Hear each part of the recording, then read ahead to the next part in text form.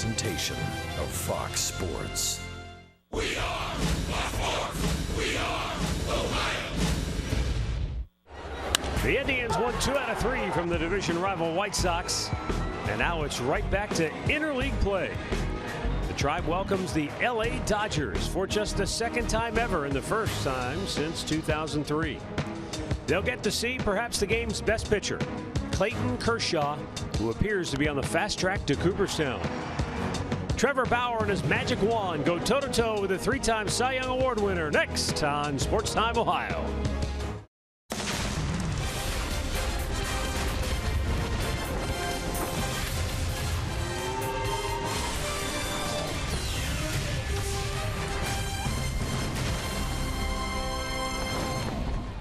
Tonight's Indians-Dodgers game is presented by Hankook Tires. And it will be a warm summer-like evening here at Progressive Field as the Indians welcome in the Los Angeles Dodgers, a rare visit to Cleveland for LA. And in terms of interleague play, this will already be the Tribe's 9th interleague game this year. It's the Dodgers' first. Hi again, everyone. Matt Underwood alongside Rick Manning. The Tribe has not been very good in interleague play. They've lost 7 of 8. And Rick, when you look at tonight's matchup, doesn't get any easier because Clayton Kershaw is pitching for L.A. I'll pose the same question to you that I did to Terry Francona earlier this afternoon. What has enabled him to separate himself from even the game's elite pitchers of today? Well, when you face Clayton Kershaw, his deceptive motion coming at you, he throws a lot of fastballs. He's a fastball, good curveball, slider pitcher, but he's got to be tough to pick up because you see so many swings and misses. When he makes mistakes with the fastball, you better put it in play and hit it hard and get a base hit, or he's going to put you away. You look at his career numbers already, 134 wins in his 10th year, 3-time Cy Young Award winner. He's a league MVP. He's one of the toughest going, and he's such a good competitor. And you know what? If the Indians are going to turn it around, you can't give up many runs, and hopefully they can score early. Obviously, with his body of work, it would make him a prohibitive favorite regardless of who or where he is pitching against. And for Trevor Bauer, it's a big spot because he has a chance to pull off the upset. Well, Trevor has never shied away from competition. Last year in Washington, he matched up against Max Scherzer, got the win in that ball game, did not allow a run in 6 1/3. But the way Trevor's been pitching, he cannot walk a lot of LA Dodgers. He's got to stay in the ball game for at least 6 innings against this team, and you got to turn it into a 6-inning game against the Dodgers. So let's hope he's out there. He's throwing a lot of strikes, and now he went to school at UCLA. Let's see what happens. We'll be back with tonight's first pitch coming up. Plus, Alan Jensen have the big story, and we'll check in with Andre Knott to talk about both of these teams' strengths, their bullpens. Cleveland Indians baseball is brought to you by W.B. Mason, the official office supplier of the Cleveland Indians. By McDonald's, I'm loving it. By your local Toyota dealers. Visit buyatoyota.com. Toyota, let's go places. And by Nature Stone, the only concrete solution.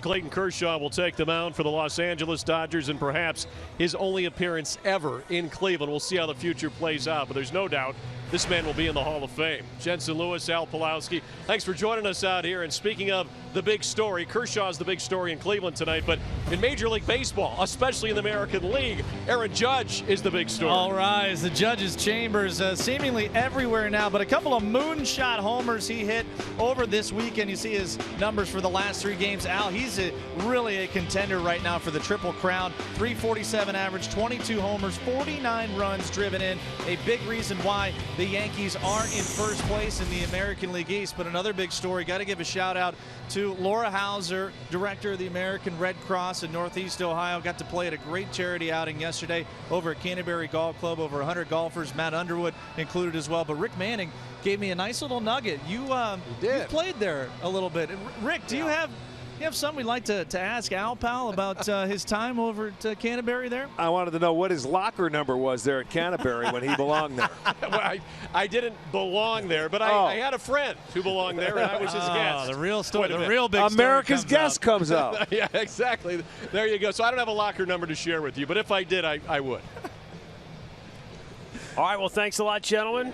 We are just about ready for baseball here at Progressive Field. Indians-Dodgers interleague matchup, a rare meeting between these two clubs. And before tonight's ball game, let's get the latest from Andre Knott. Well, thank you, Matt. Yes, this is a rare instance when these two teams meet up and play against each other. But once this game starts in a few minutes, both teams really have the same idea of how to win as the same. They want to get to their bullpen. They want to make it a 6-inning game. These two teams have the 2 best bullpens in all of baseball. The Dodgers are #1 in the NL. The Indians, obviously, #1 in the AL. When you look at the Dodgers, if it gets to the 9th inning, Kenley Jansen comes in the game. He's got 43 strikeouts, guys, and hasn't walked one guy. So the objective for both teams is to score early, hold that lead, and get to the 2 best bullpens in the game and see how it goes. Let's see which team can do that. Yeah, it's going to be a race to the 6th inning or the 7th inning, depending on how far the starters go in tonight's ball game. As we know, starting pitchers don't really face the other starting pitcher in an American League game. You face the other team's starting lineup. But I asked Terry Francona earlier today if he thinks Trevor Bauer relishes the opportunity to pitch in a game like this. Oh, I know he does. I saw him leaving the other day before the day off, and I was kind of saying something to him, and he's excited about it. And I'm glad. You're right. You know, Kershaw's not going to hit, but I think Trevor knows that, you know, we need to, I mean, it's hard to imagine going into this game thinking you're going to get 10. I mean, I hope we do, but, you know, when he's pitching, you better fight for everything you can get. That's Terry Francona with our Hear Right sounds of the game. When he talks about fighting for everything you can get, when you talk about facing Kershaw, 8 times in his 13 starts, he's given up 1 earned run or less. Yeah. So that's the challenge for Trevor Bauer. Here's the lineup he will face for Dave Roberts and the Dodgers. Brought to you by Hankook Tires, Chase Utley, Corey Seager, Jacob Turner. This is a formidable lineup with Cody Bellinger, Yasmani Grandal, and Chris Taylor in the middle. Then Logan Forsythe, Jock Peterson, and Yasiel Puig batting 9th. And Trevor Bauer's our Northern Ohio Honda starting pitcher, making his 13th start. Trevor just 5-5 on the year. His ERA is up at 6.10. But he is making his 3rd start against the Dodgers in his career. He's gone 1-0 with a 2.31. He last started against them in July 2nd of 2014. Didn't factor into the decision. That's when he was with the Indians. His first start came as a Diamondback July 8th, 2012, and he ended up getting the win and worked 6 shutout innings, and that was his first career win. So maybe he could go out there and do the same today.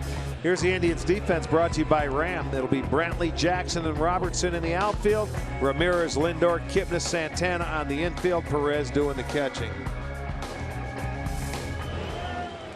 Paul Nart has the plate tonight. He's the crew chief. James Hoy, Chris Guccione, and Carlos Torres on the bases.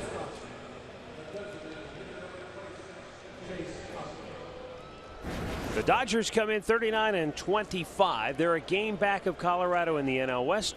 The Indians at 31-29 are a game back of Minnesota in the AL Central. Game time temperature 81 degrees. It is hot, it is humid, but really no breeze to speak of. And the ball should carry well here this evening. I was just thinking about that. When you say hot and humid, even though there's no breeze, it should have a little extra carry to it. Bauer's first pitch fastball up and away to the veteran Chase Utley, who serves as the DH tonight in the leadoff spot. Smashes this one on one hop to Jason Kempnis, who stays with it and throws it out one away.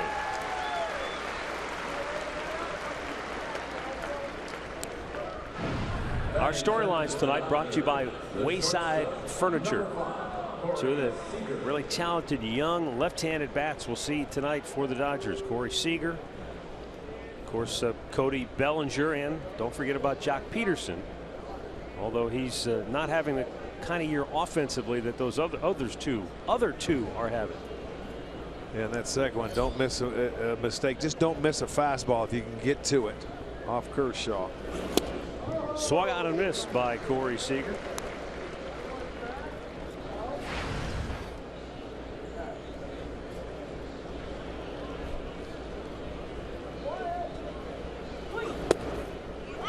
And a good fastball in there to get ahead of him. 0-2.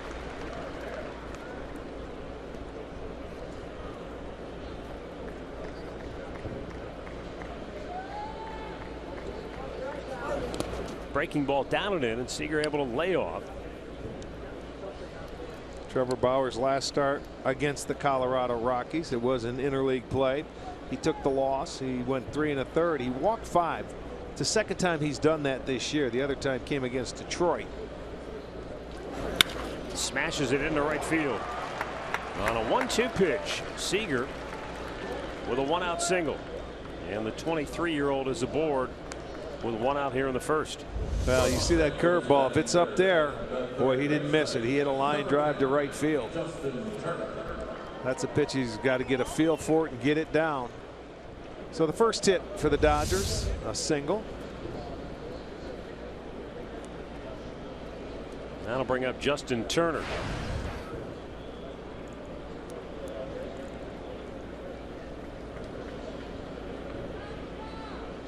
Turner missed some time with a hamstring. He was injured, but he's back. And there's a line drive to center field. Austin Jackson stays with it, makes the catch. And there are 2 down here in the first. Batting forward for the Dodgers is the first baseman. Rick, is that something maybe that you naturally expect in a matchup between two teams that don't know each other, don't see a lot of each other? Will you see hitters perhaps be more aggressive? Well, yes, you will. Like they're going to go after that first fastball. They say if you want to start them out first pitch, I would think so. They know, they're watching the tapes. You know, Bauer's a fastball pitcher. They got to make him get it down a little bit. He likes to pitch up in the zone, and he follows that up with a curveball. 2 primary pitches. He'll throw a ton of curveballs. But until you get into that little white box, you got to make your own decision.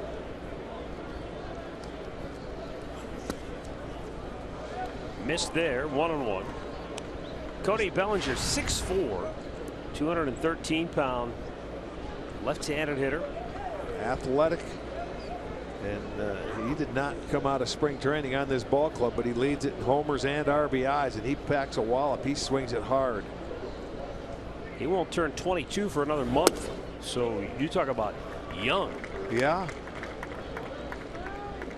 And he could play any of the outfield positions, and he's playing first base tonight because Adrian Gonzalez was put on the disabled list with some back issues. So this is a good young player.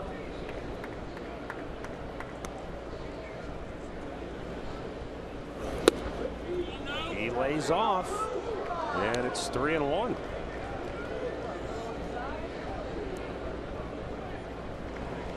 Cody Bellinger, you could say, has a big league DNA. His dad, Clay Bellinger, played for the Yankees 1999 and in 2000. Drafted him out of Chandler High School in Arizona.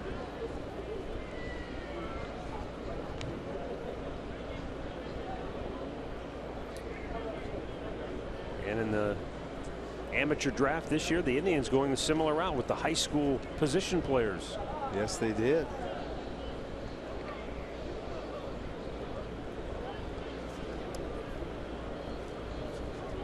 3-1 pitch and a foul back, full count. Bellinger already this year has homered twice in a game 3 times. And there you get the count in your favor, and see, that's that swing. He doesn't get cheated, especially when you get it in your favor. You know, he's young now. He's got to learn pitchers, learn the strike zone a little bit, but boy, he takes a healthy cut. Well, he's in a full count now.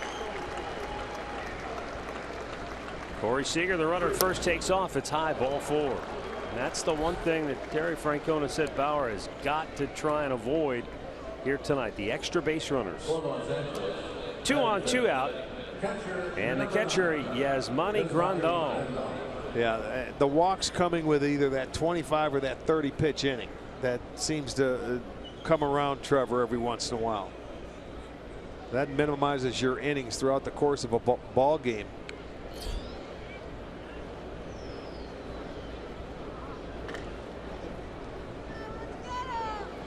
Coming off a 3-hit performance on Sunday. Grandal takes, and a breaking ball in there for strike 1.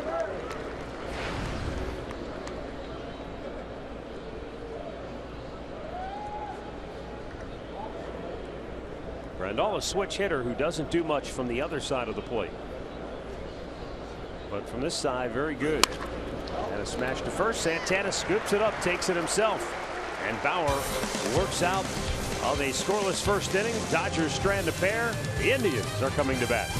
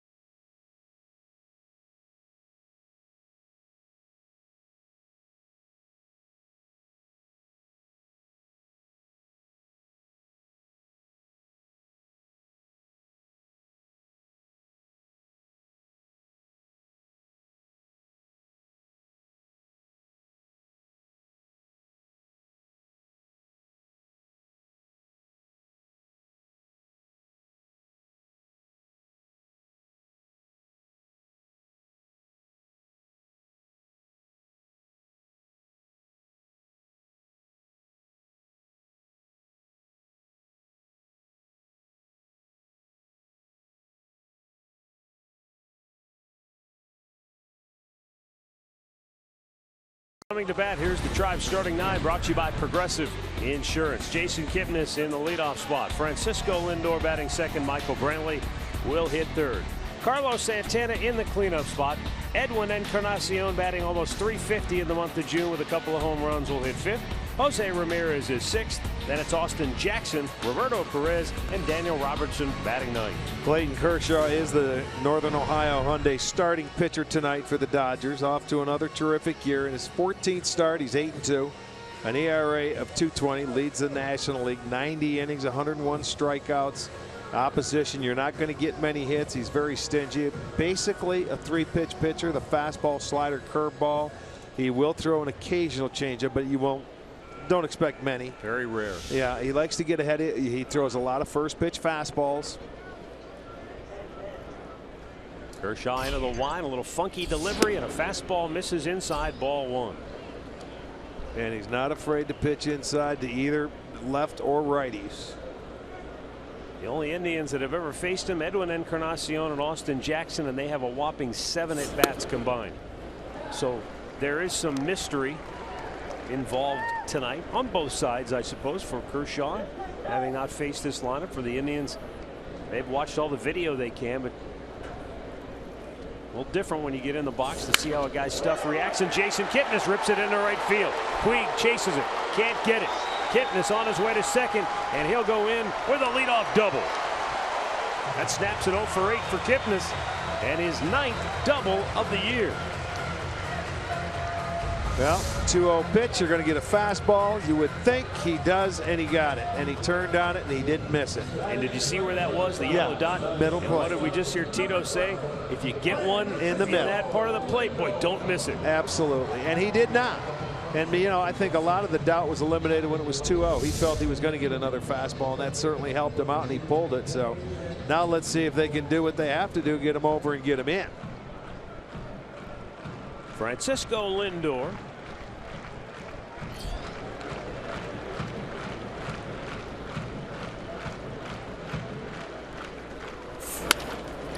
Ground ball to short, and that'll get Kipnis to third. Lindor is thrown out. 1 away.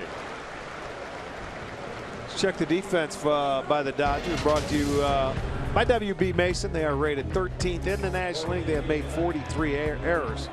Taylor in left, Peterson in center, Puig over in right. Turner's at third, Seager at short, Forsythe the second baseman, Bellinger is at first, Grandal behind the plate. Dave Roberts, one of the really good people in the game of baseball.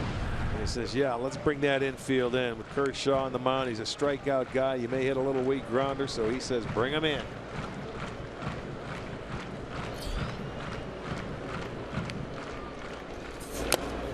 Threw it by him, and that's what Terry was saying. Kershaw, when he comes out of the stretch, he throws those hands really high in the air. He comes down, and it's almost like he jumps at the hitter. And he said the radar may read one thing, but his deception gives the hitter a completely different look. Yes, it's a lot quicker than you think. And then, you know, he hasn't thrown, I don't think, a breaking ball yet. But to go with those other pitches to complement that fastball, he establishes that first.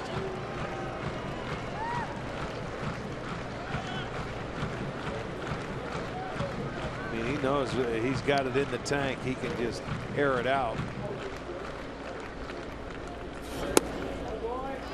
There's the slider, but he missed with it, and it's 2-1.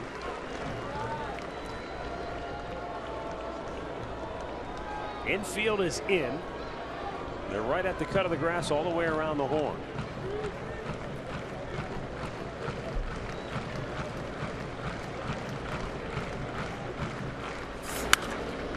And he pops the fastball straight up third base. Turner makes the catch, 2 down. Let's go down to Andre. Well, as you guys talk about Clayton Kershaw and what makes him so difficult to hit, Tribe hitting coach Ty Van Berkeley talked about the leverage that he uses. As you guys talk about his fastball as well as his curveball, he says there's nobody in the game that gets his hands up that high and the release point that high makes that fastball jump at you. 93 looks like 96, and that curveball truly comes from 12 o'clock and drops down. He says there's not another pitcher in baseball they can compare that to. Yeah, and that's the thing about Kershaw is that, you know, you talk about, well, when he throws his fastball, you get after it. But when he's on, he's able to really drive that fastball down on the zone and makes it very difficult. Well, an opportunity with 2 down for Santana. And he lines one towards second base, but Forsythe makes the catch to end the inning. And the leadoff double does no damage. No score after 1.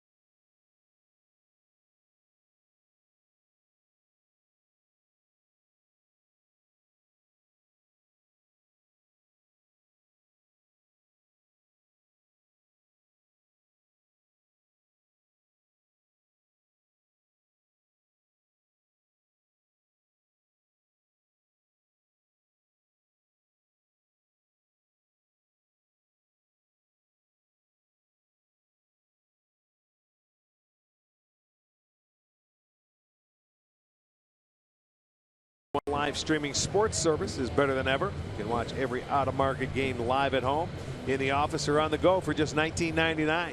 Visit MLB TV for the details.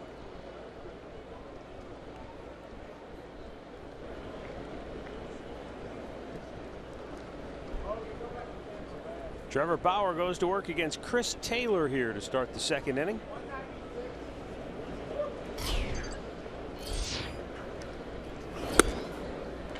And a fastball in there for strike one.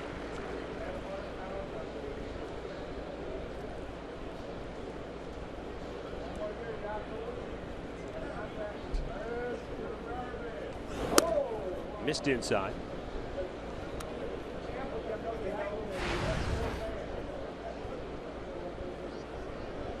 '26-year-old Chris Taylor came to the Dodgers from the Seattle Mariners last June.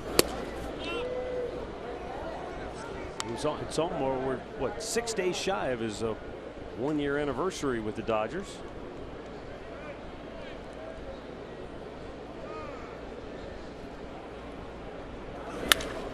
Line drive, base hit in the left field.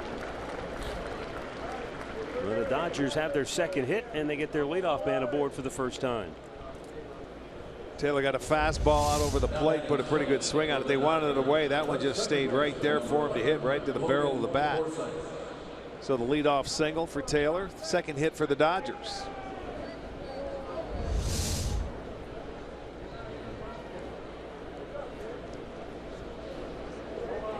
Here is Logan Forsythe.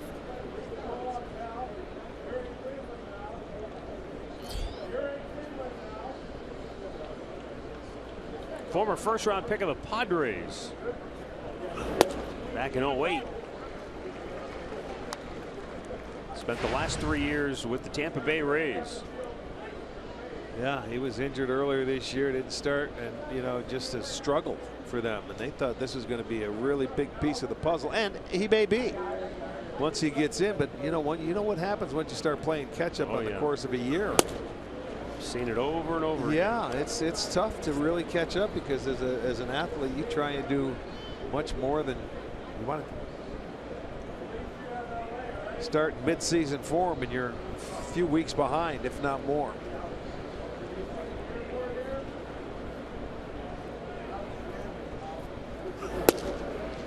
Caught the outside corner with a good fastball, or a little off speed. Might have been a cutter. 1-2.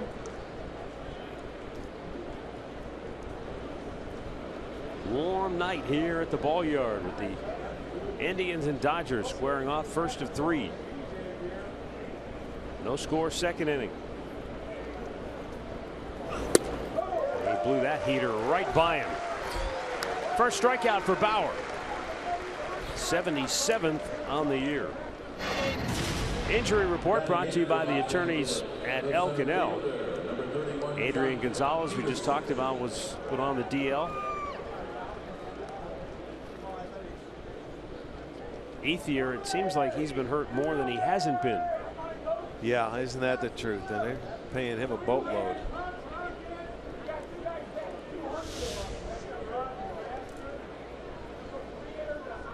Jock Peterson.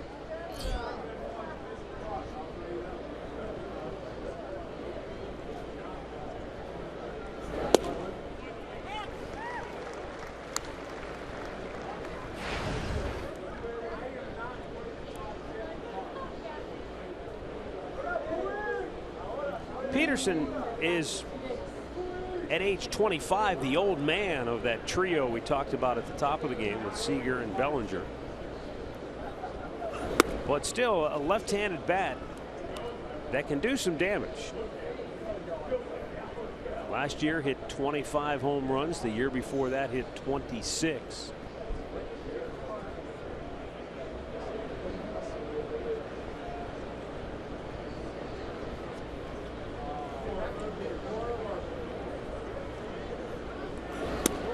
But so far this year, he's been limited to just 2 homers in 35 games. Yeah, he had only a 200 average. Coming back off the concussion list. Had a collision. There was a game a few weeks ago. Had a collision in left field, and then Puig ran into him in right, and you're not going to win that collision, I guarantee it. There's a big curveball, and it's in for a strike to even the count at 2-2.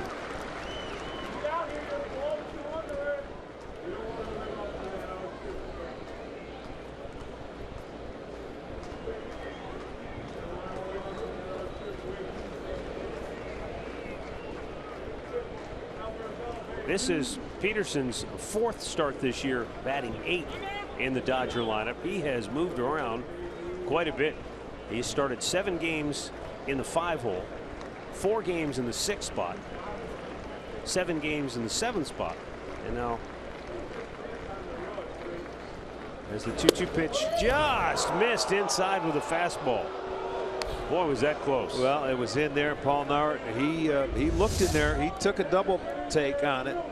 That's in. It's that comeback fastball that you really want to see catch the inside corner, and he had a bird's eye view sitting right there. Tough one to take. That's the one he was throwing in his last start where he never changed and he walked 5 guys in Colorado. Remember, he was dotting it out there. Jim Wolf was the umpire, and bam, bam, he was hitting that same spot time after time after time, and it was never called a strike. It was all to that side of the plate, whether it was a left-handed hitter in or a right-handed hitter away. Correct. Now Peterson, who has also spent time in the leadoff spot for the Dodgers,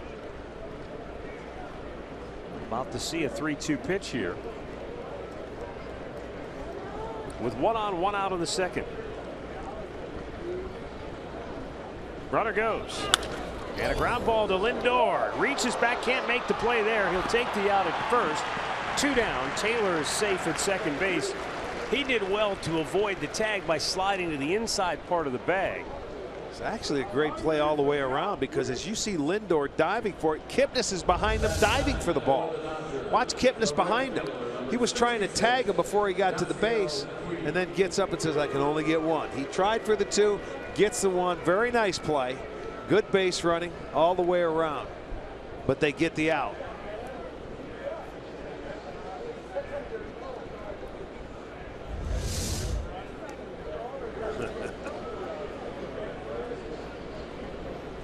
You needed to be a superhero, truly, to make that play. Both guys were diving for it, and they got it out. It was beautiful.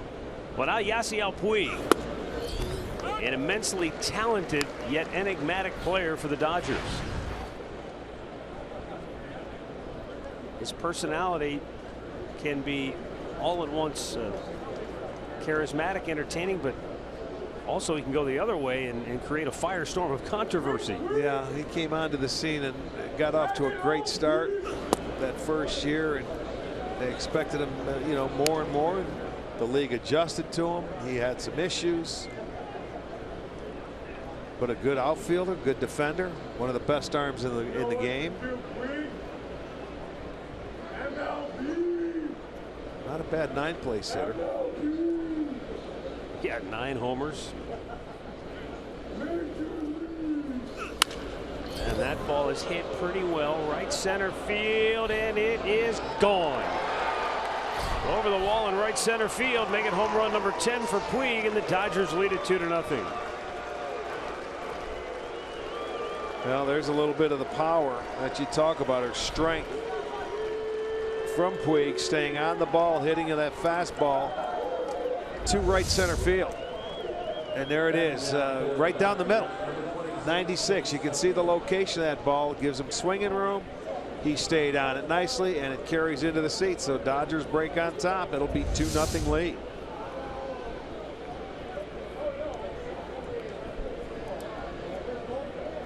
And now Chase Utley back to the top of the order. That first pitch strike. Utley grounded out his first time up. Bauer went 3 starts without allowing a home run. That's his first one in the last 4 starts, and the 12th given up on the year.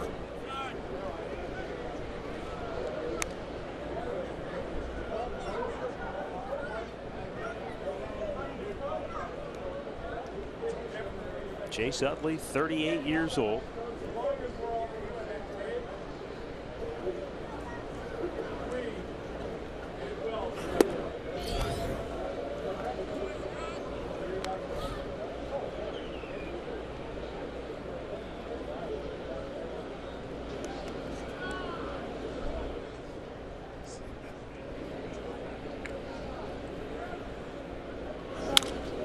Big chopper to first. Santana with the flip. And the inning is over, but not before Yasiel Puig stakes the Dodgers to an early 2-0 lead with his 10th home run of the year.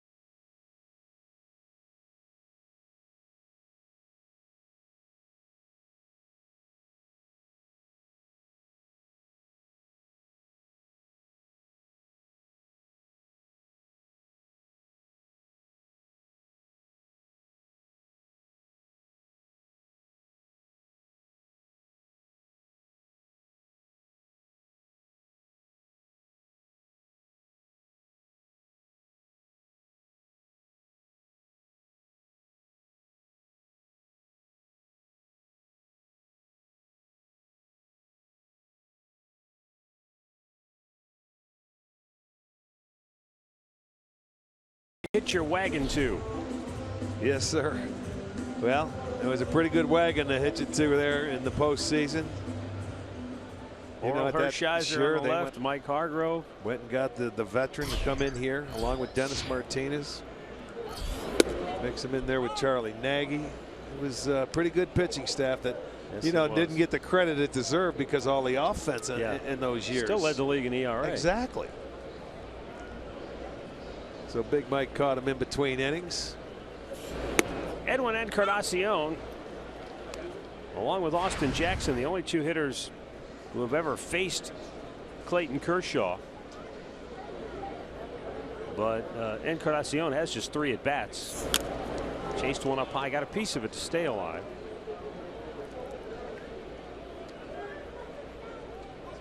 Encarnacion is starting to pick up the pace offensively, and with that, Terry Francona has started in his own mind to work through when and how he will flip-flop Edwin and Santana in the order again.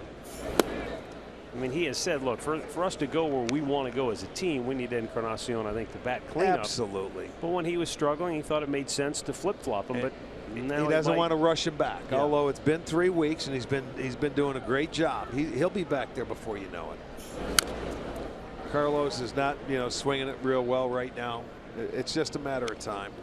Santana just 2 hits in his last 22 at bats. You know how patient Terry is. Yeah. He'll sit about it, he'll think about it, and then in a couple days he may do something about it.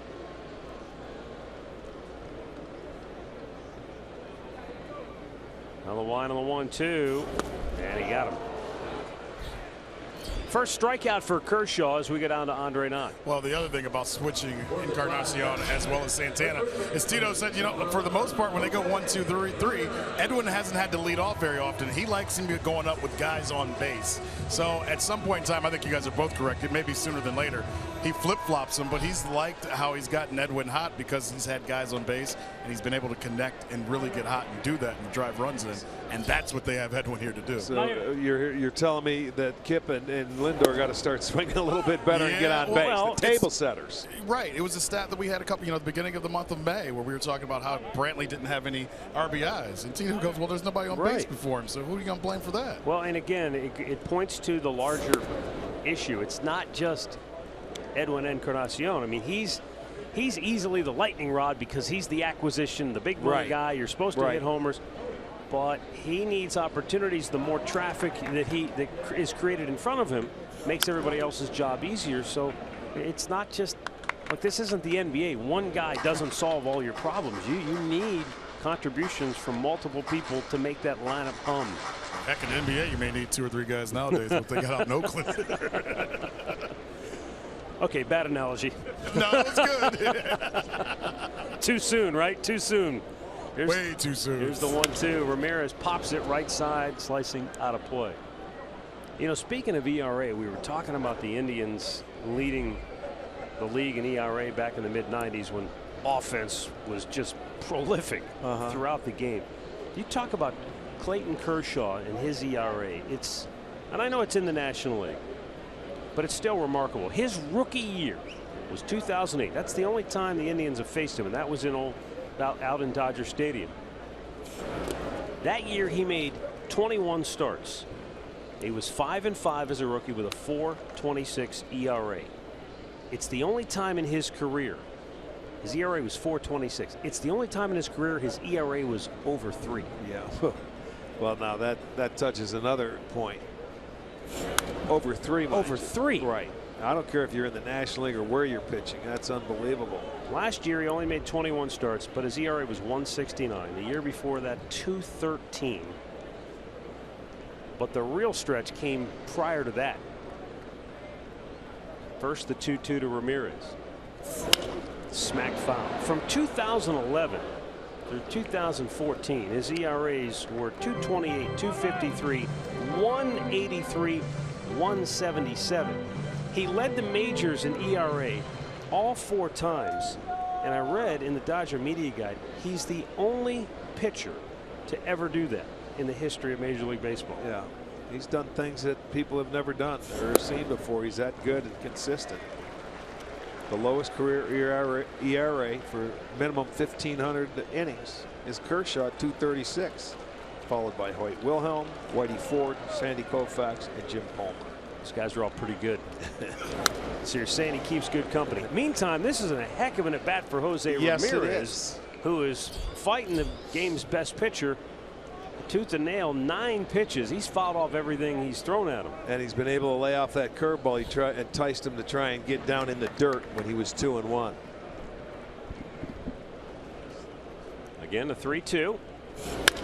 Bounces this one to short, backhanded by Seager. And a low throw is picked by Bellinger, 2 down.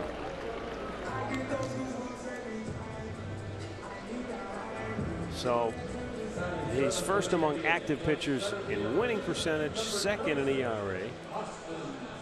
Yeah, I mean, the strikeouts, he's 8th because he hasn't pitched enough. The guys he's chasing that are active have been around a long time, a lot longer. But his 2,000 strikeouts in 10 years. Come on. It's averaging 200 a year.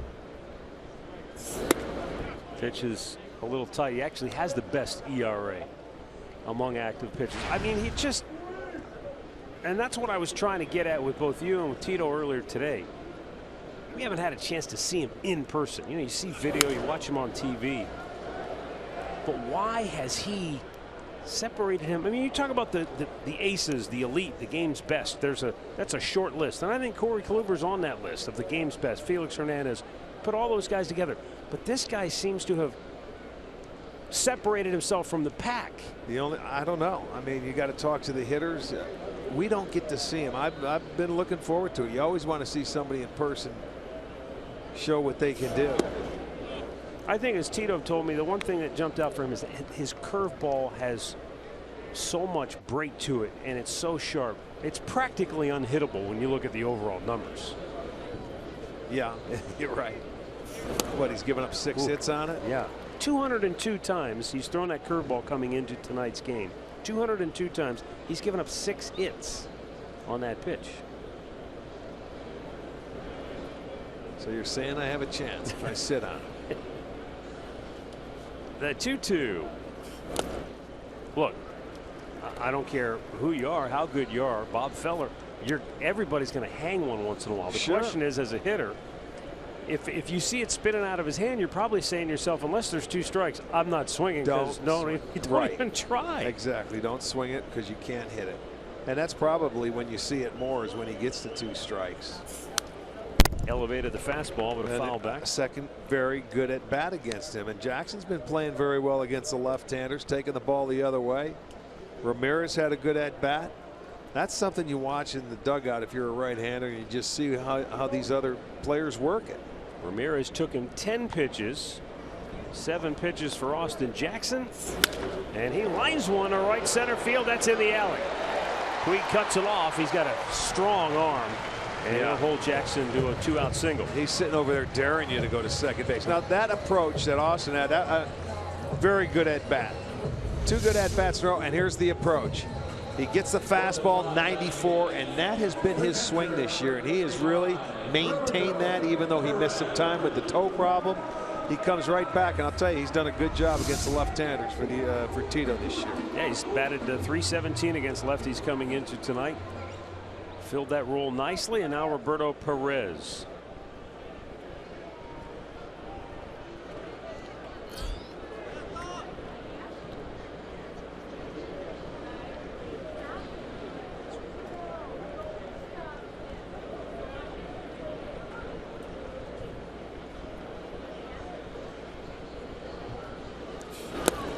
Down on the dirt, ball 1.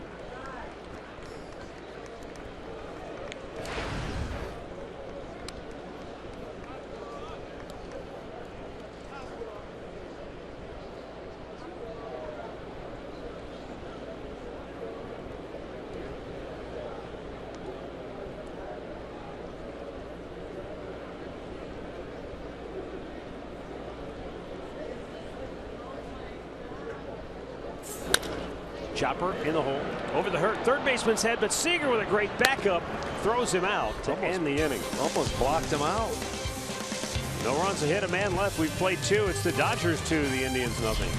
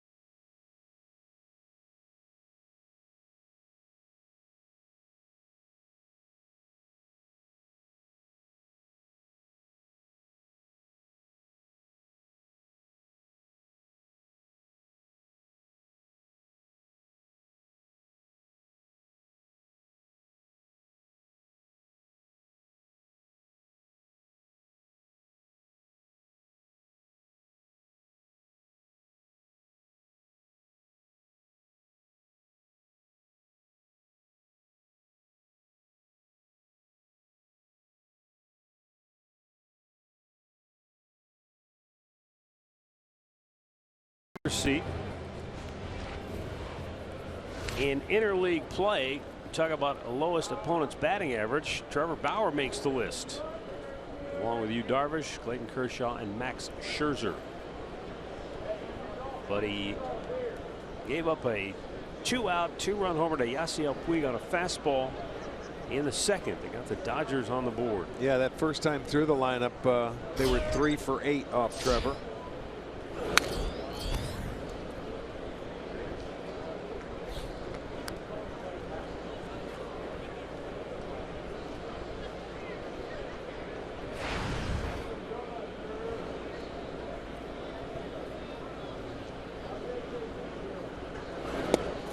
A little bit outside, 1 ball, 1 strike.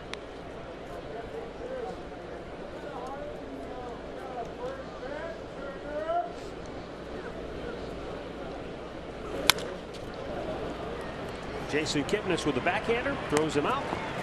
One away. Well, download MLB's free ballpark app to securely manage your tickets and skip lines by gaining access to our mobile-only gates. Plus, you'll unlock special offers from our partner KeyBank and more. Visit Indians.com for more info.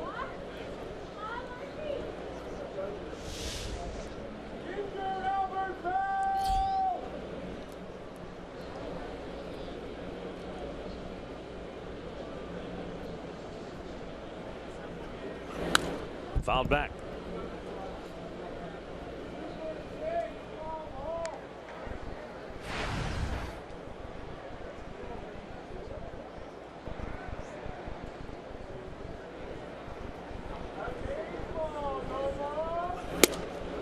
And a fastball right over the outside corner.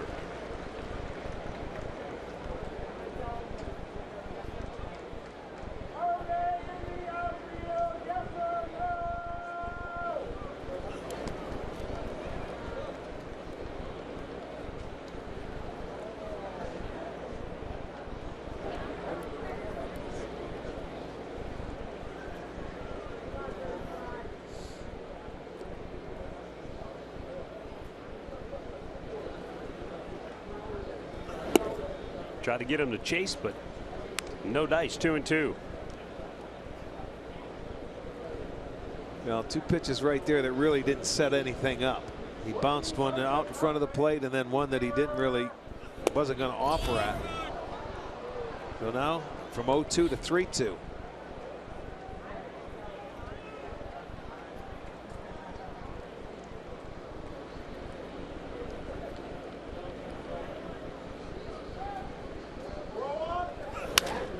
And a line drive base hit as it skips past Kipnis into right field. Pretty good at bat right there. He ended up getting the fastball that he stayed inside, hit a line drive. Kipnis on the ground again, diving for the baseball. It gets by him, hit hard, but stayed inside the baseball. Hit number 4 for the Dodgers.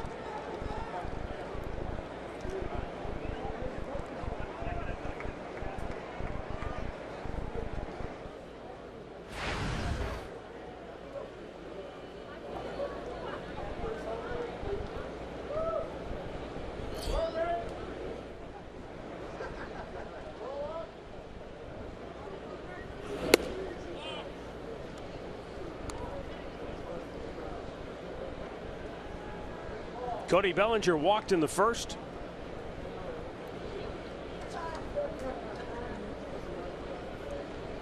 Drive, you see the shift there, 3 to the right side.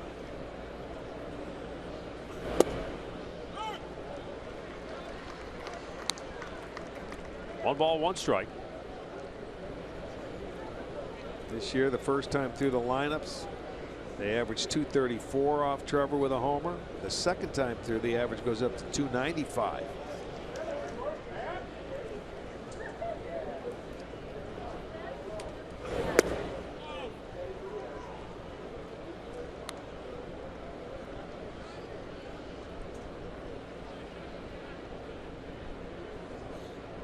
Dodgers aren't a team that runs a great deal.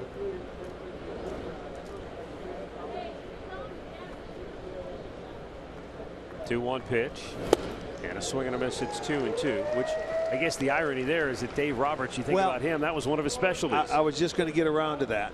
They may not have the speed, they have the power, so he knows when to pick pitches to run.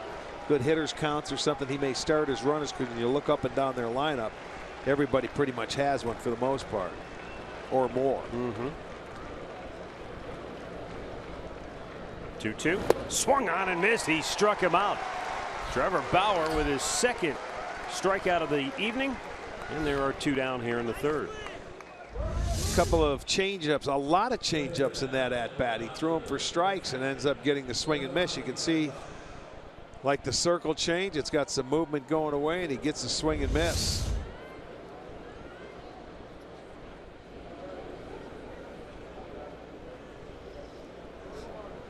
Yasmani Grandal 0 for 1. He grounded out in the first.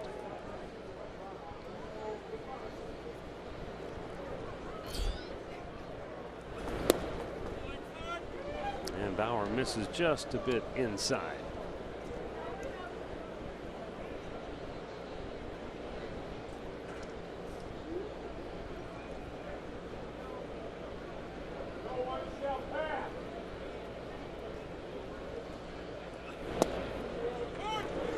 Grandal was born in Cuba, came to the United States at the age of 10.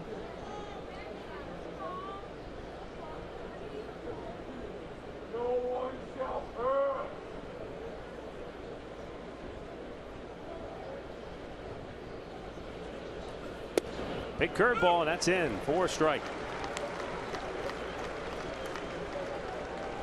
Grandal was originally drafted by the Cincinnati Reds. He was a 12th overall pick in the 2010 draft. He went to the Padres along with Yonder Alonso and Edinson Volquez in exchange for Matt Latos.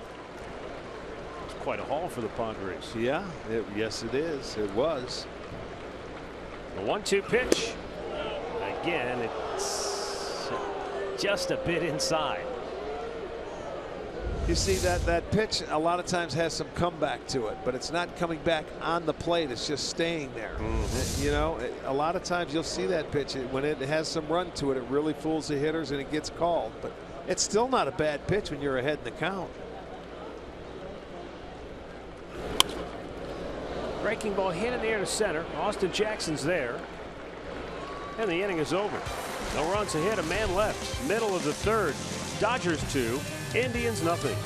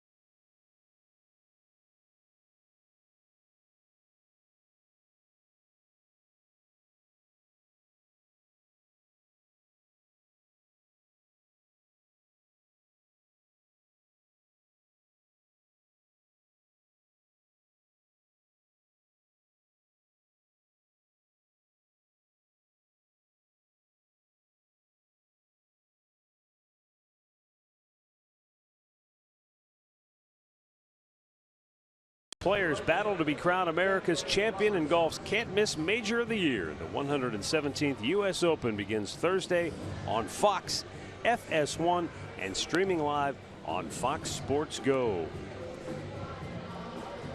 Should be a beautiful setting. Here in the bottom of the third, it will be Daniel Robertson, and then the top of the order, as the Indians try to break through against Clayton Kershaw, who's given up 2 hits here tonight. A leadoff double in the first, a 2-out single in the second. Daniel Robertson has collected a hit in 10 of the 13 games he has started on the year. And with the Indians' injuries in the outfield, some of those guys that have been dealing with injuries are starting to get ready to come back as Robertson pulls one down the line. It stays fair just inside the chalk. He's on his way to second base, and he has himself a leadoff double. It's the Indians' second of the night. Boy, that ball went right down the line. And so many times when a right-handed hitter pulls the ball down the line, it's got a natural hook to it. That one stayed pretty true. Yes, it did. That means you hit it well. And I'll tell you, I was going to say when you were talking about it, he's brought some excitement to this team, some energy. You know, down at the bottom part of the lineup, whether it be in the field or sometimes at bat. And it's a surprise. And that's why he's here. Look at that. He said, let's go, boys. Let's go. I mean, he likes to get out there when given the opportunity. And there you go. A leadoff double. Second time tonight they've been able to do that. See if Kip can get him over and in. Swung on and missed. Jason Kipnis doubled to right. His first time up. But instead of a fastball, he got that Clayton Kershaw slider first pitch in this at bat. Yeah. He had the 2-0 heater that first time, knowing, as I said, you can eliminate doubt there. Not now. Ground ball up the middle. This will get him to third. And after a slight bobble by Forsythe, he's able to throw out Kipnis. Robertson now 90 feet away as the Indians look to get on the board. Well, the Indians 3 for 9 the first time through the lineup, and 3 for 4. All 3 hits have come after 1-0 counts. So, you know, when he's missed on that first pitch, and he usually throws about 67% first pitch strikes. If he misses, that's when you want to take advantage of him. Overall, better than 70% of his first pitches are fastballs. But now you get into situations like these, and that might change a little bit. Sure it will. He may play on the aggressiveness of the hitter a little bit more. Like that. Kipnis got a first pitch slider. Yes. Lindor gets a first pitch curveball. Right. And that right there, that's where Frankie, he hasn't seen the curveball yet. As we said, you're not going to hit it anyway. Or, you know, for the most part. He's looking to get the fly ball. That's not one you hit in the air. That ball's going straight down. You take it. If it's a strike, you tip your cap.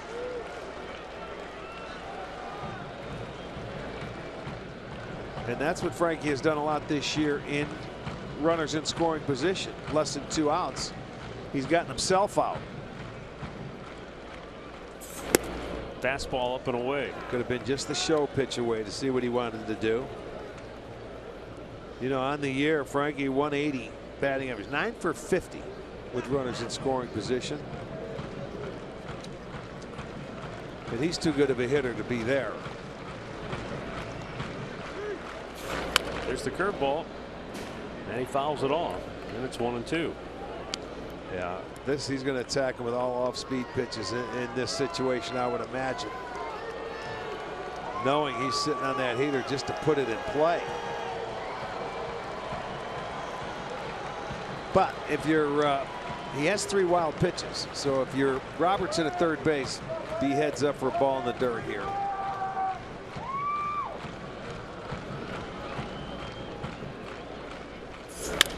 Threw the bat at it. Kershaw looked like he may have redirected that, and Forsythe throws him out. Robertson unable to come home, 2 away. So far both times that Kershaw has allowed the leadoff double, trying to pitch his way around it. It almost looks like he had a chance to get him. No, he couldn't. No. He's fallen off the other way, but with the infield in, Forsythe right there. So it'll take a 2-out base hit now. And Michael Brantley, who popped up on the infield, his only time up.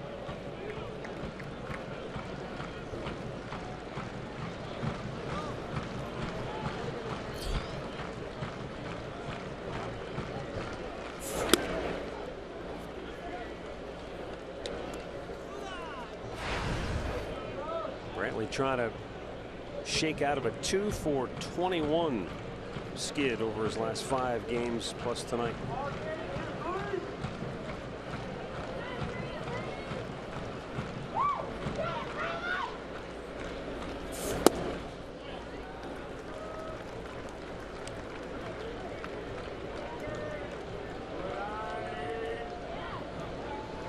Two balls, no strikes, 2 down, runner at third for the second time in the game.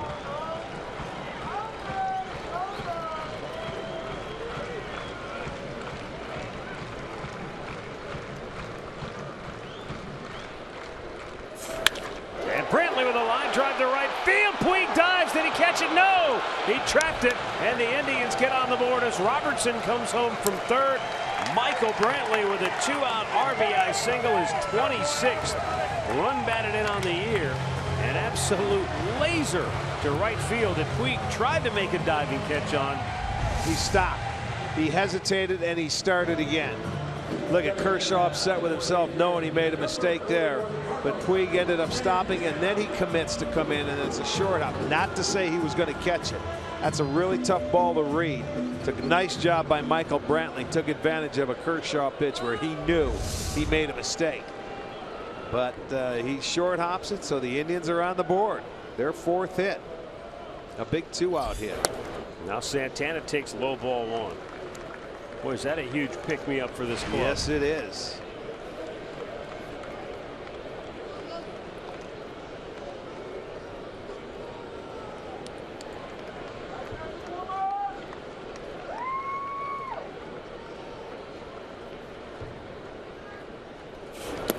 In the dirt again, 2-0.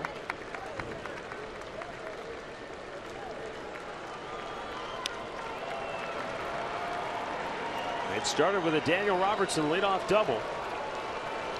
And after 2 ground ball outs, Michael Brantley brings him home with a line drive to right.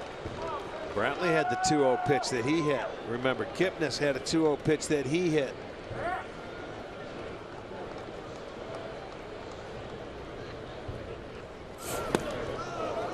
And Brantley will go down to second base on the ball in the dirt.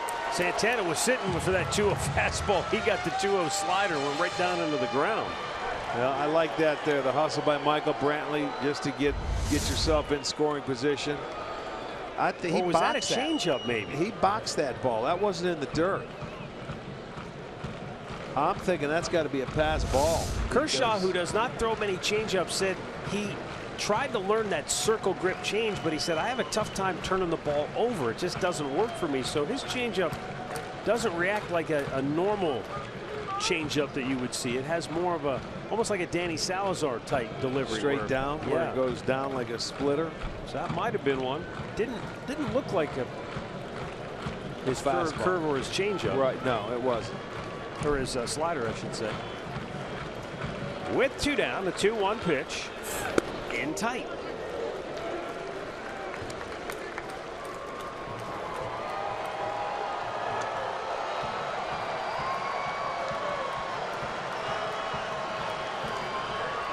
Well, when the Indians have had hitters counts, they've had some success tonight.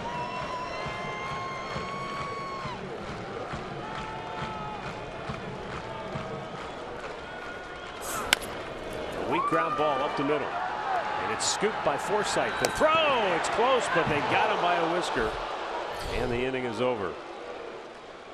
Well, the Indians get on the board thanks to a leadoff double from Daniel Robertson and a 2-out RBI single by Michael Brantley.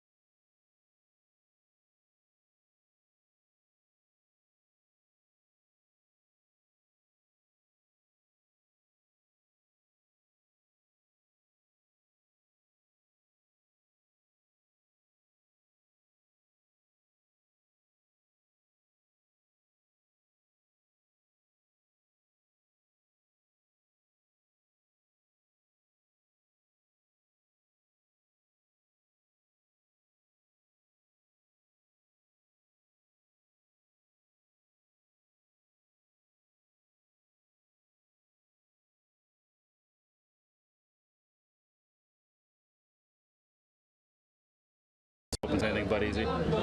The course. Do you get excited seeing the course? Like, I mean, for some fans, I just want to see the course and what it's going to look like. You know, are you the same way?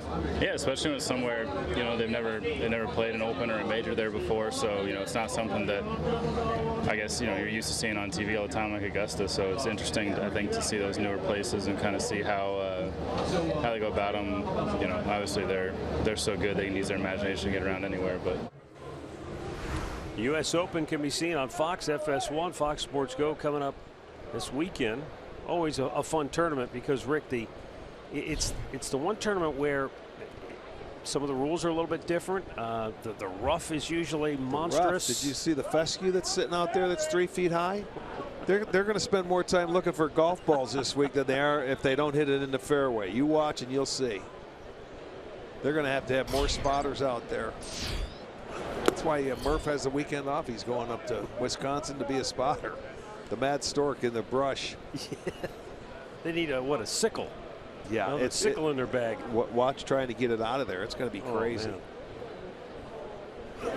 Chris Taylor lays off. It's down low, 2-0. 2-1 ball game now.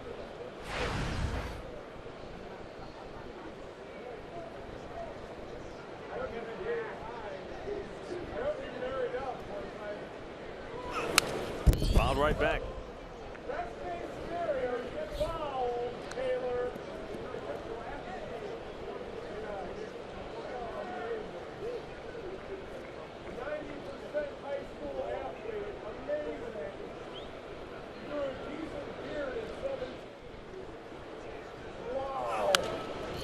Fouled back.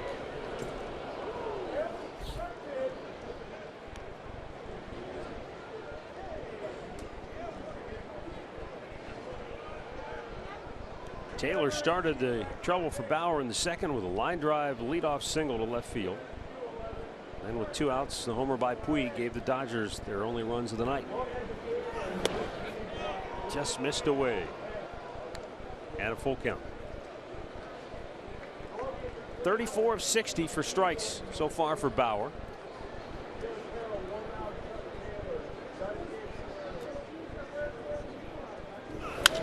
And a line drive on one hop. Kipnis with the spin move and throws him out.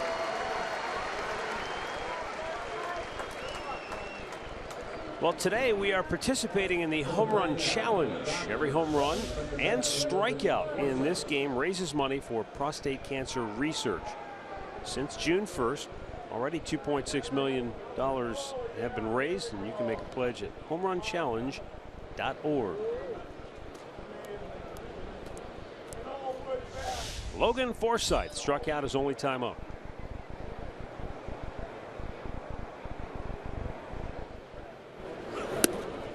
Tribe could use a quick 1-2-3 inning. Yes, they can. That's anytime you score against a guy like that, you have to put a 0 on that board and get your offense back in there, especially against a guy like Kershaw.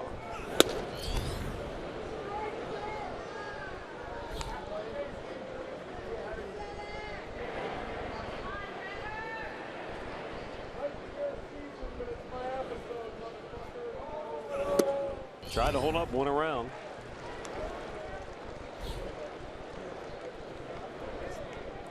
Yeah, that's one there. You must not be picking up the baseball. When you get a 2-0 count and you take a swing like that at a pitch that's out of the zone and you could be really 3-0, you're not seeing it very well. And then he comes back and fastball. Yeah, and take the fastball that you can hit. That's when you know you're in trouble. And right now he's having a conversation with himself upstairs. Curveball. Fastball away. Missed away with it.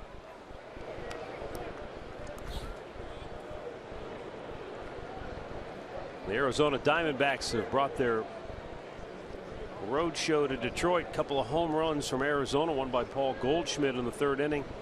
And the D-backs lead the Tigers 6-0 behind Zach Greinke tonight. They're in the 3rd inning.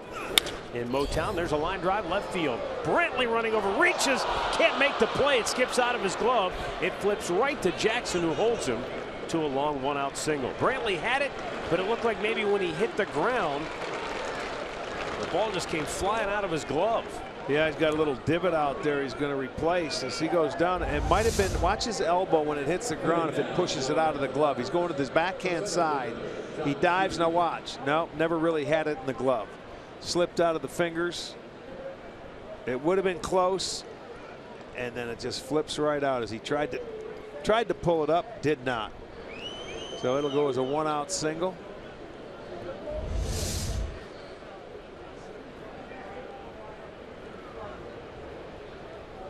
And Jock Peterson to the plate, grounded out his only time up.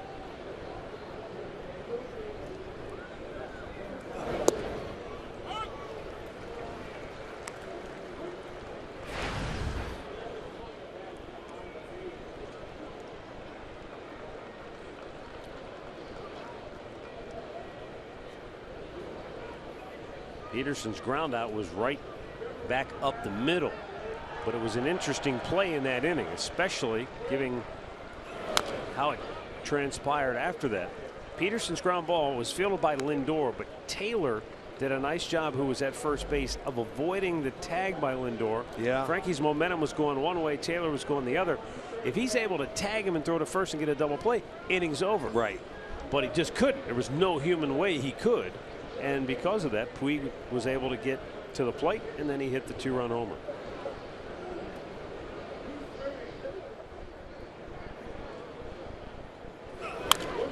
To first, but foul.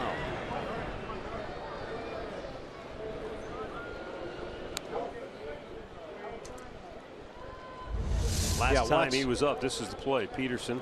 High hop, he dives for it. He tried to come back. Kipnis was diving for the ball behind him, thinking he had a chance. But you come up and that's all he had. He only had the 1 out, and they were lucky to get it.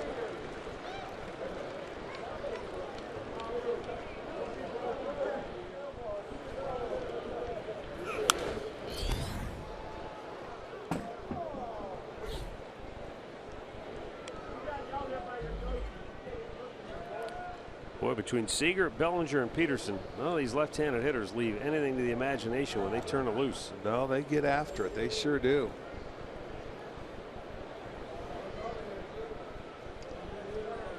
Well, he's ahead in the count. Perez wanted to make sure how you want to go about it.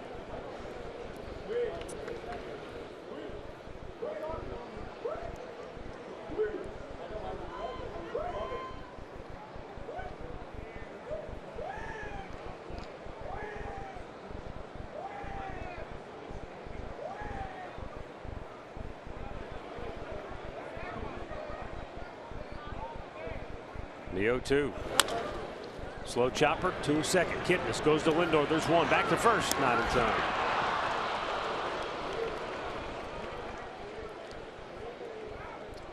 So once again, the inning stays alive for Yasiel Puig. Well, not before we're going to get you some KeyBank Kids tickets. Start at $15 for kids 12 and under with the purchase of an adult ticket. Seats are located in the family deck here next to the kids clubhouse and are only available at Indians.com.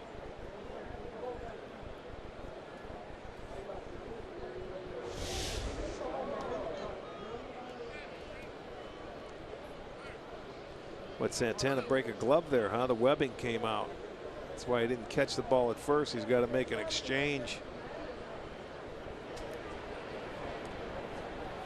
I saw it bounce out of the glove. I didn't know if it came through the webbing or not. Let's take a look at it and see. He's safe anyway. Yes, it did. It broke the string.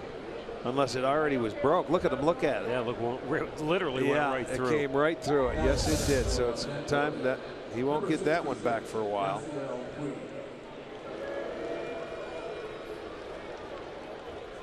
Send it to the doctor. Yeah, the doctor will be down there working on it as soon as possible.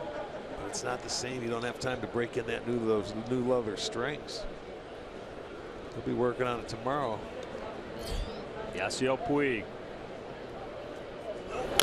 Swings and a foul back. Watch the fastball. He gets right down the middle and shoots it the other way. The strength. That was a 2-run home run up over the bullpen of the Indians. His 10th on the year.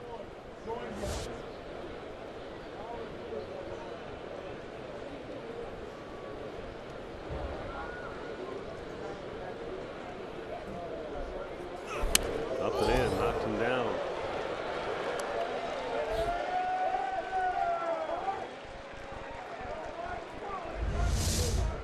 Well, there you go. Pitch up and in. Back him off a little bit. Not a bad pitch. Keep him from leaning out over the plate.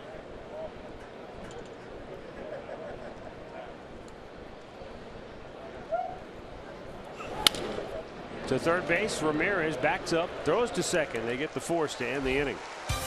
No runs ahead, a man left. Middle of the fourth, 2-1 Dodgers.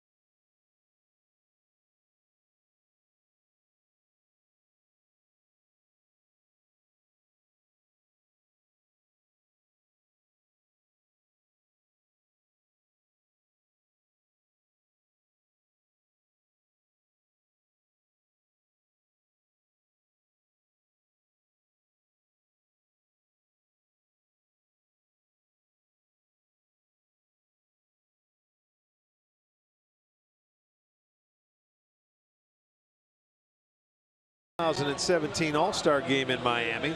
Fans can vote 5 times a day and up to 35 times total. Visit Indians.com/vote and cast your ballot. Well, Frankie needs your help. Both he and Michael Brantley on the outside looking in currently. We'll have a look at the All-Star voting numbers here in a moment. But first, Edwin Encarnacion will lead off the home half of the fourth. Struck out his only time up. And that's the only strikeout so far for Clayton Kershaw.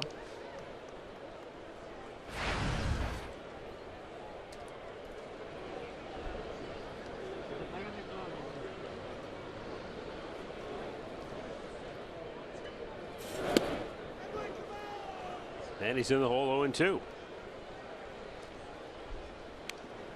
You almost get the feeling that Edwin's gone up there with the idea that I'm just going to swing it whatever he throws, because he's trying to wail away on those off-speed pitches. Well, he's been in a really good groove, and he's been seeing the ball well.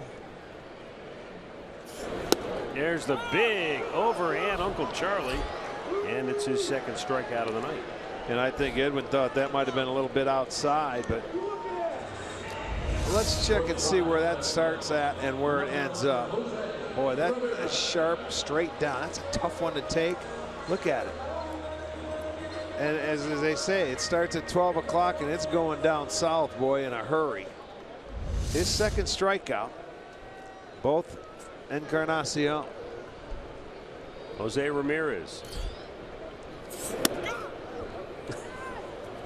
Kershaw yelling at himself after that pitch. Well, we saw the reaction on the pitch he made to Brantley that got the 2-out base hit and how they got on the board. Chopper to third. Turner slings it over, 2 quick outs. Here's a look at where the American League All-Star voting sits. What that doesn't tell you is how far starting to come behind Michael Brantley is, and also Francisco Lindor. Take a look here in a moment. Get that for you. There's a line drive to center field, and the inning is over. Indians go out on 6 pitches here in the fourth. It's a 2-1 game. Dodgers lead it as we head to the 5th.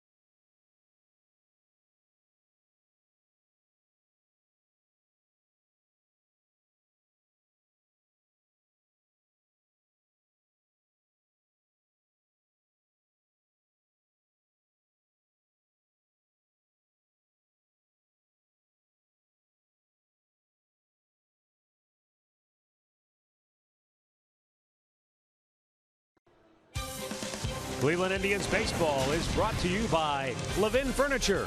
For the best deals on furniture and mattresses, shop Levin's. And by your Northern Ohio Honda dealers. Made in Ohio, Ohio proud.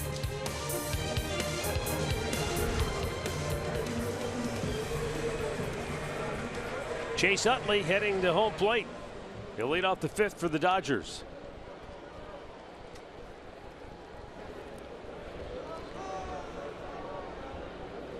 You know, we talk about these two teams, and we talked about similar with the pitching and how it's a 6-inning game. The Dodgers are 33-2 when leading after 6. The Indians 25-1. We're getting to the fifth. We got a 2-1 ball game, so let's go. You look at it. Chase Utley takes a fastball for a strike. And both, you know, very similar when you score 3 or fewer runs. The Dodgers are 6-19. The Indians are 7-22.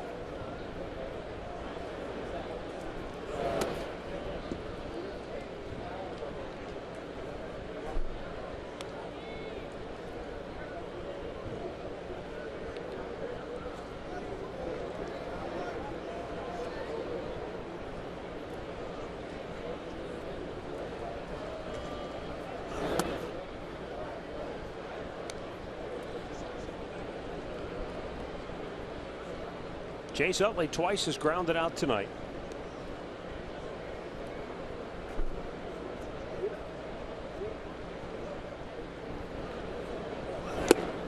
And Bauer able to pump it by him at 95 miles an hour.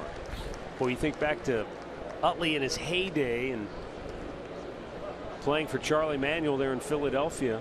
That was a team that looked like it was primed to win multiple world championships with big Ryan Howard at first base. Pretty good pitching staff. Jimmy Rollins. Yeah, Halladay. Swung out and missed. Bauer comes back to strike him out. And that's the third K of the night. Yeah, throws a fastball by him, then comes back with the curveball and gets him to chase it out of the zone. Followed that one up nicely with the off-speed pitch. And Utley knows the strike zone well. It looks like a strike, then disappears. But he chased after it. And that is a third strikeout for Trevor. Corey Seager's 1 for 2. He singled in the first, grounded out his last time up.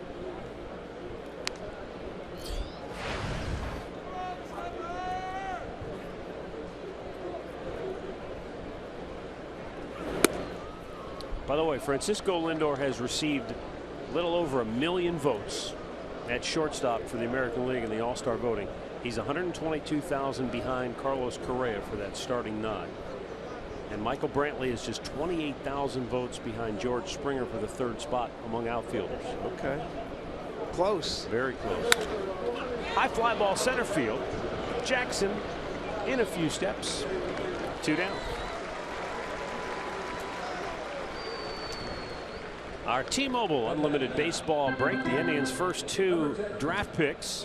Indians didn't have a first-round pick this year because of the signing of Edwin Encarnacion. That was forfeited when you sign a free agent. But they went high school outfielder, high school infielder. Tyler Freeman, a shortstop. They say if he can stay at shortstop, they say he kind of reminds people maybe of a Jordy Mercier type player, former shortstop with the Pirates. Quentin Holmes, they said, is by far one of the fastest guys in the draft. Absolute going for speed, fleet-footed type speed. Good. An outfielder who they hope can you know, develop.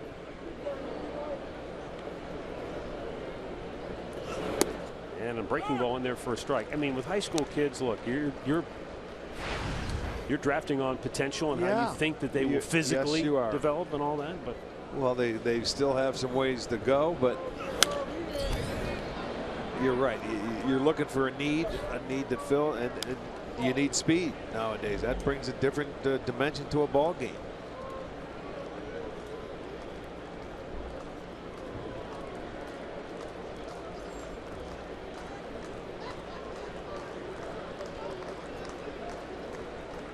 Now the 1-2.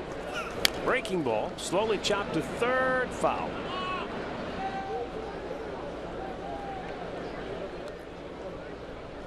All right, so those were the first 2 picks. And then here are some of the other picks that the Indians have made. Jonathan Rodriguez, Ernie Clement, Austin Wade, Michael Rivera. I mean,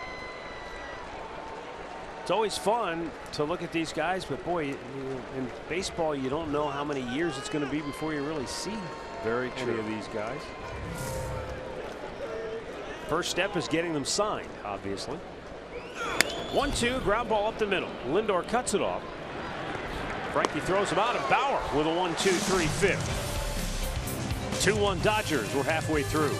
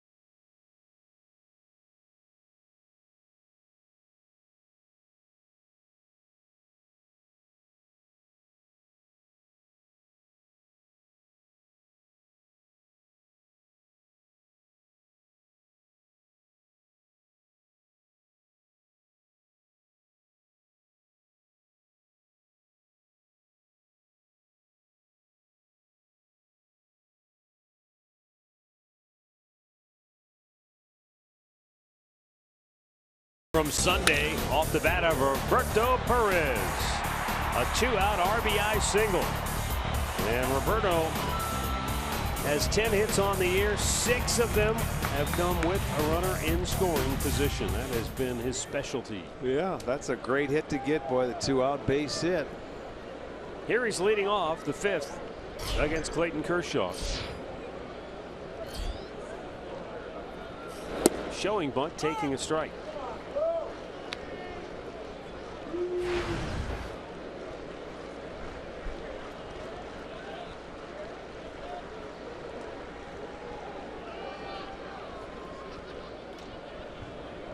Indians are hitless so far tonight when Kershaw has thrown a first pitch strike. And now he's made it 0-2.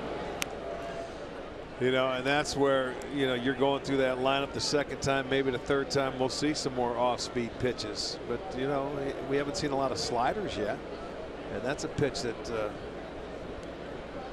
will take you off his fastball. Coming to the curveball, slider, fastball. Missed outside with it.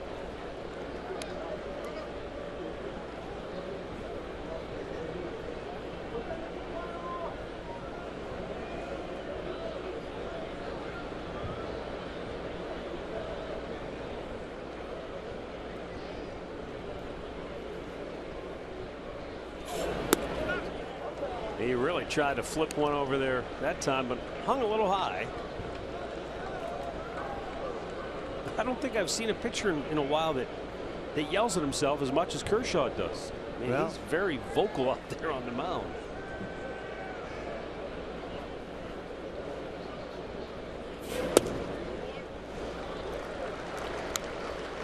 Well, you get to a full count now. He went curveball. I think that was a slider there.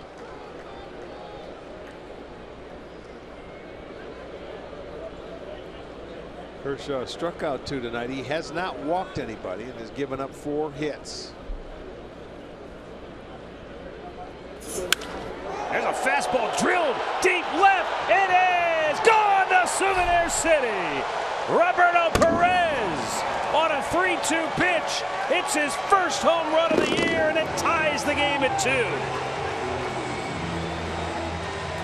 Well, there you go. You got to the full count. You knew he was not going to walk you. And he got ready, and he hit himself a fastball into the seats. I mean, the leadoff homer, and we have a tie game. So there it is. He challenged him, and he got burned. He came back, and he smoked him.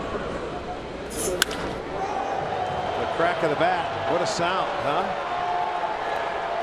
That is the 13th home run allowed by Kershaw, and the very first for Roberto Perez this year.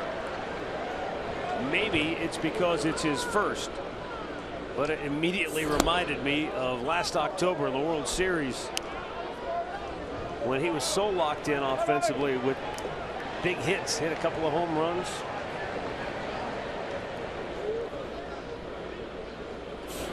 Down in the dirt to Daniel Robertson, who had a big hit in the 3rd inning, doubling to start that frame, and came around to score the first run.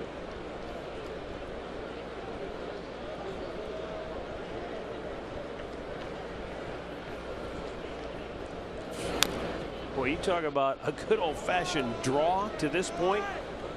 Here's the Dodgers. 2 runs, 5 hits, no errors, 4 left. The Indians, 2 runs, 5 hits, no errors, 3 stranded.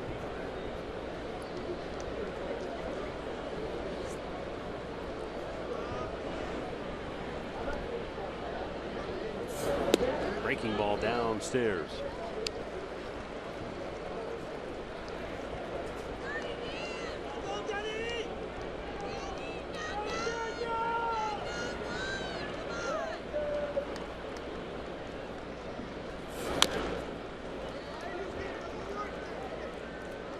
Well, they have had 3 times out of the 5 innings leadoff man aboard. The leadoff double by Kipnis in the 1st. Robertson back in the 3rd. He came around to score, and now the solo home run by Roberto Perez.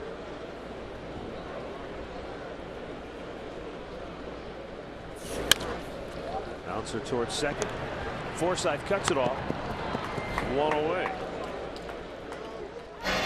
All right, here it is. Back to game 1 of the World Series off John Lester. Another left-hander.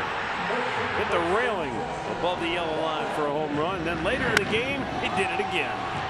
Yeah, he got a hanging breaking ball and hit that one out. 2 homers in game 1. How nice was that? Yeah, you talk about being pumped up. Nothing bigger. I think if I remember right, he's the first number 9 hitter to ever do that in the World Series. That is correct. Jason Kipnis drives one opposite field deep. Taylor back looking up off the top of the wall and into second base with another double is Jason Kipnis. Oh, and that didn't miss by much.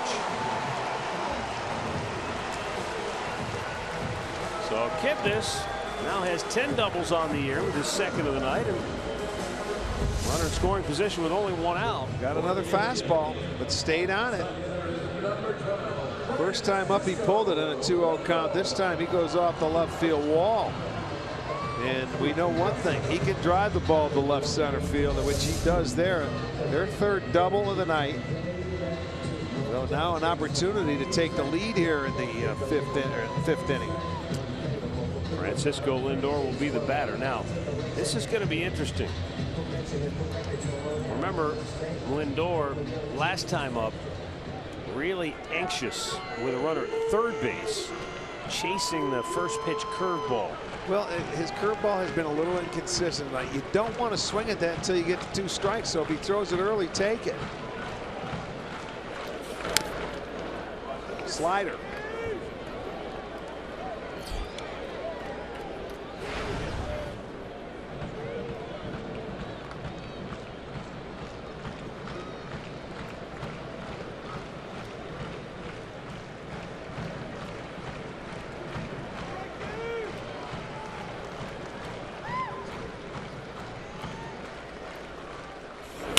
Ground ball right at the shortstop, and Seager looks Kipnis back 2 down. you know, guys, I get what I'm going to say sounds easier than it can do. But, Rick, you talk about the curveball. Matt gave that great stat about how Kershaw's curveball doesn't get hit, basically. But would you be better off almost not swinging at it or just spitting on it until you have 2 strikes? Absolutely. That's what I'm saying. I would not even offer it that, because you got to, you know, if he throws it for strike 1, there's nothing you can do about it. I mean, the percentage of you getting a base hit, very slim. So, yes, I would say take it all the way till 2 strikes. I wouldn't even swing at it. But, I mean, it's a different thing when you're in the batter's box. Michael Brantley drove in a run with a line drive, base hit with 2 outs in the 3rd, trying to do it again here in the 5th. And he takes ball 1. I love the reaction of Kershaw after he made that pitch to Brantley. He jumped about 3 feet off the mound, thinking, I can't believe I didn't want it there. Look like a cat who had his tail stepped on. Yeah.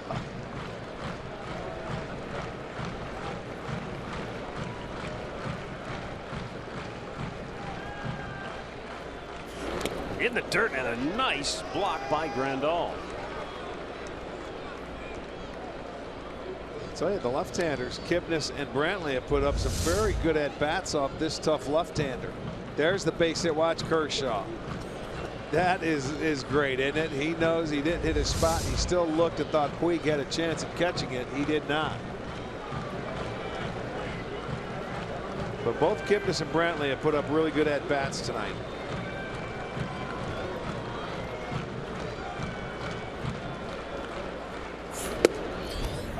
It's okay. He gave him a little different arm angle there. It's not that he came straight over the top. This one came out 3/4 a little bit. Watch how the difference is here. You see, he slides out from the side, and it's just not the same there. It's almost like a crossfire there. He started doing that, I want to say it might have been last year. That's the way he used to pitch when he was first coming up, before they reworked his mechanics and changed everything. He was more of a 3/4 arm guy in college, when he was still a prospect, if you will. And then they reworked his mechanics and got him over the top. He picked up 5 miles an hour in velocity. What are you talking about? Sidearmers. We're going to see one on Wednesday or Thursday in Rich Hill. He'll throw it from any arm angle. So Brantley now with a 3-1 count. The Indians have done a good job to get themselves into hitters' counts today. I got to tell you, it's been a good approach to play Kershaw tonight by the Tribe. In the dirt, gets away, but Kipnis couldn't pick it up right away, and he has to hold at second base. And it's really not that big a deal. No, it is. With 2 outs. No big deal. You got to be 100% sure you're going to make it, or you don't go. First walk. Now watch, Kip sees it, but he's not sure how far that ball's going to get away. You know, if he had a great jump and you move, you might be able to get there, but you just got to make sure. Well, you'll see the pitch count. The 2nd inning, he had to work hard. He had a 25-pitch inning. He's had an easy inning in the 4th, and right now he's working hard to get through this one and try and keep it a tie ball game after giving up the leadoff home run to Perez on a 3-2 count.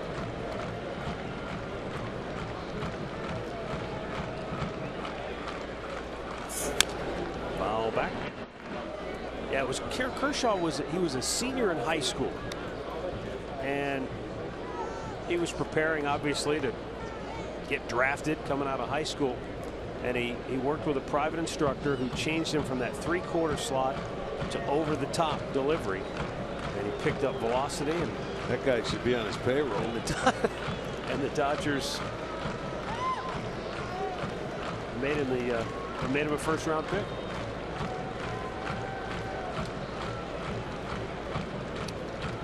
Kershaw's a Texan. The guy's name was Skip Johnson.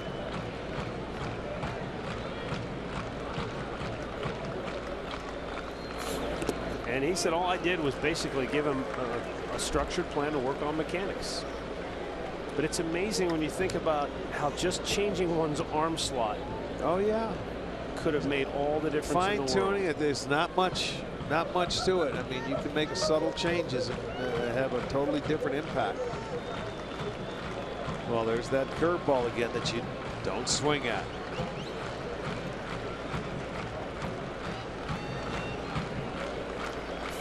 Down on the dirt. He spiked a few of those pitches tonight. That one looked like another slider.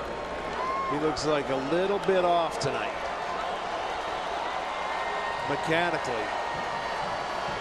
And again now, an Indians hitter gets into a good count. Yeah, 2-1, and this will be the 80th pitch of the night. He's thrown 48 out of 79 pitches for strikes. So to your point, he hasn't been razor sharp necessarily with his command. And now a great time to try and break through for Santana, who is 0 for 2 tonight. And instead, he pops it up in the foul territory, and the inning is over. Roberto Perez, though, lightning in a bottle, drills one to the cheap seats, and we are tied at 2.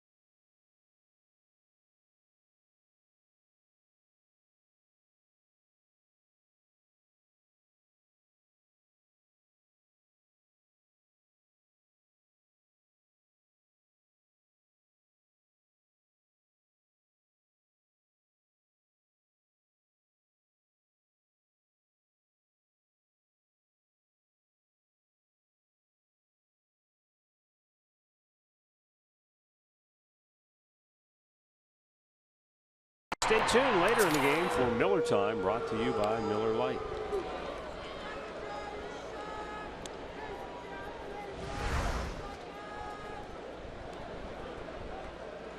Well, Trevor Bauer has done a terrific job here tonight.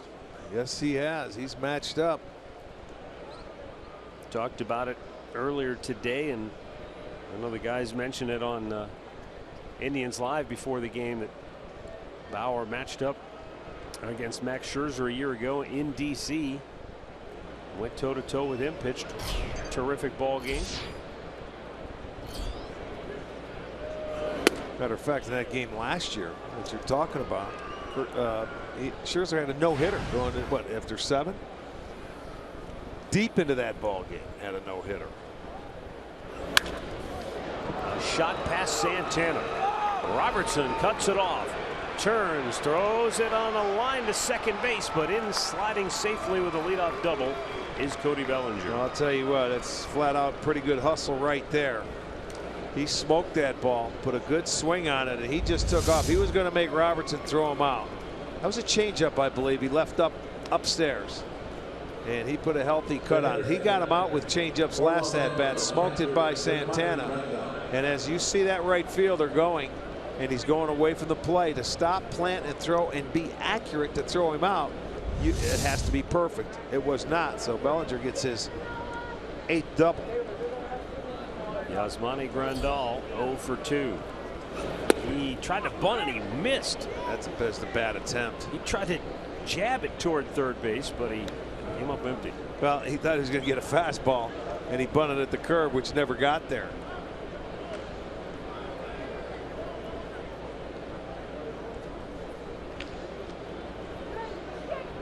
Bauer just over 90 pitches on the night. We'll see if Yasmani Grandal was bunting on his own there, or if, swing and a miss. It's 0-2. Well, Trevor Bauer is not going to throw him a fastball when you take swings like that at his breaking ball, and I don't blame him.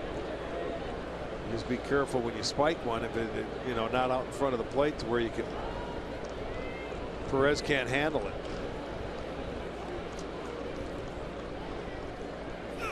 Oh, he blew it by him. Grandal tried to hold up. He went around. Now he's arguing with the home plate umpire.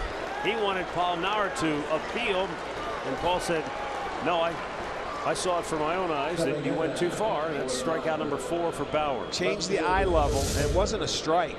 But he sees the fastball after swinging at 2 breaking balls that are actually fake bunted, and then he got himself out in this at bat. Not a very good at bat after the leadoff double by Grandal, but credit Trevor Bauer with how he handled him, and he went at him quickly.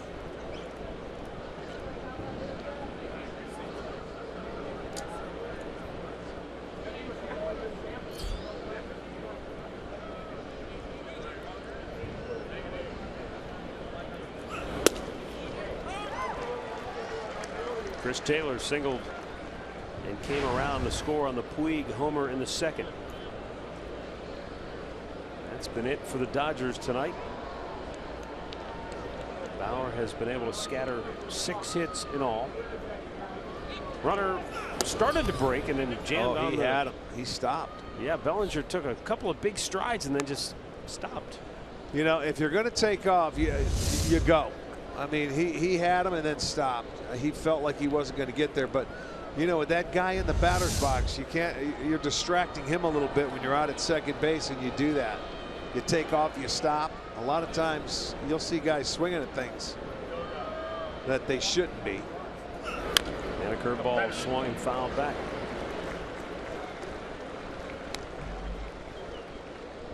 Send out a happy birthday wish to Rose Hierro out of Strongsville, turning 76.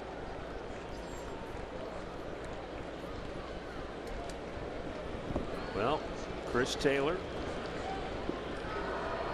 at the plate with Bellinger the go-ahead run in scoring position. Trevor Bauer has had 9 0-2 1-2 counts tonight.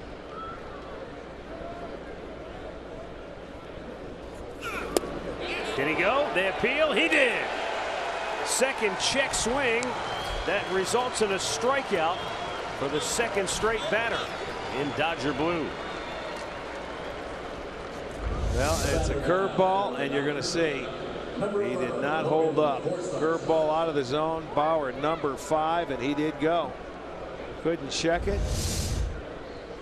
So now they're down to 2 outs. And Logan Forsythe, the batter. Trevor Bauer trying to work his way through this 6th inning. Forsythe with a base hit his last time up. But it was a situation where Michael Brantley nearly caught it. He had it in his glove, and it just flipped out when he went to the ground.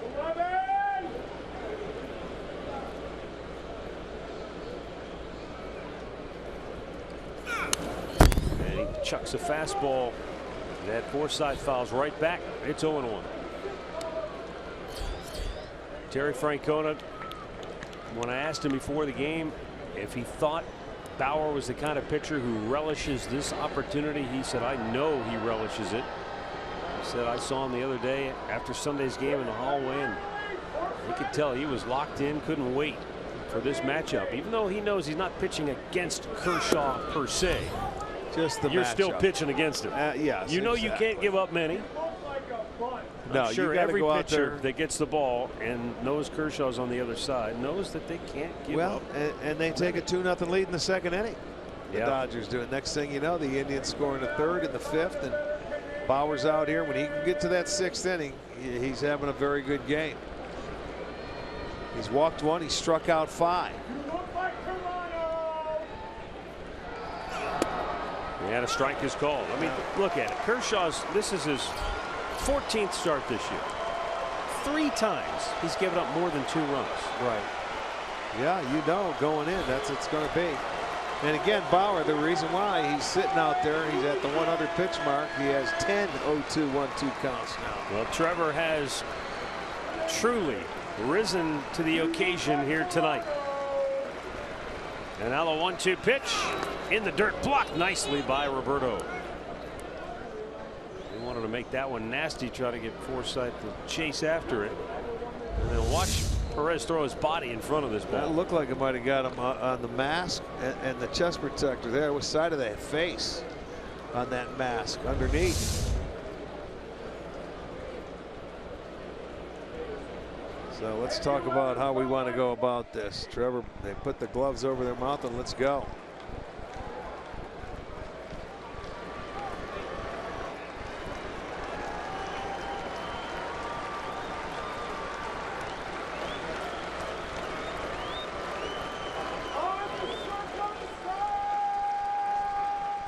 Bauer's 2-2. Foul back.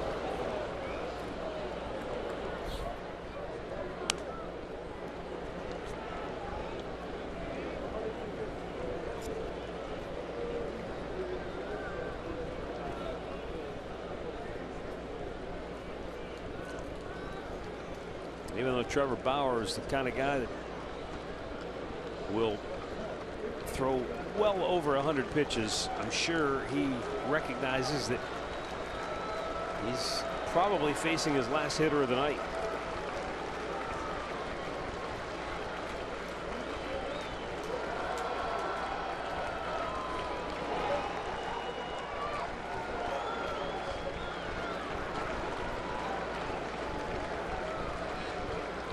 He's ready now with the 2-2. Again, that breaking ball way off the plate. And Perez with like another great play. That's like a find right there. You're just trying to block it. Well, he's just trying to throw everything so hard, knowing this is probably going to be his last inning. So 3-2 here. I'd say he's going to come out and try and air out a fastball on the outside part of the plate.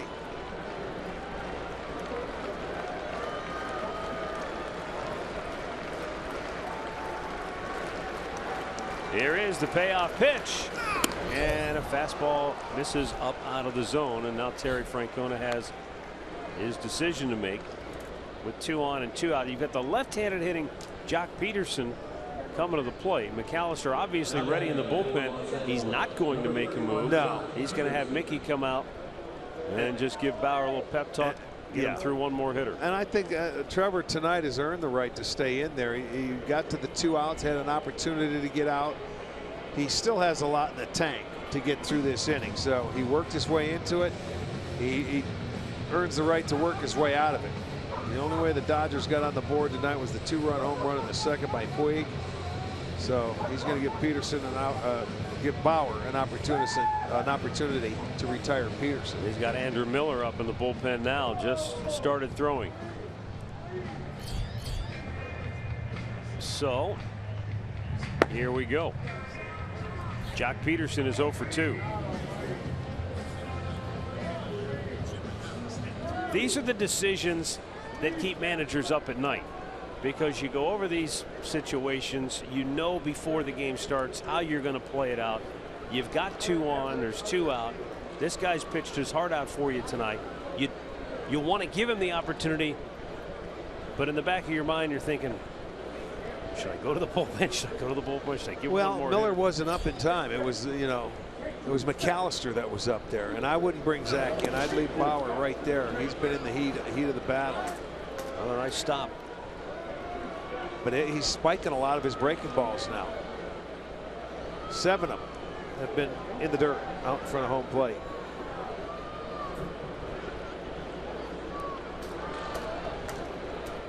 Two on, 2 out.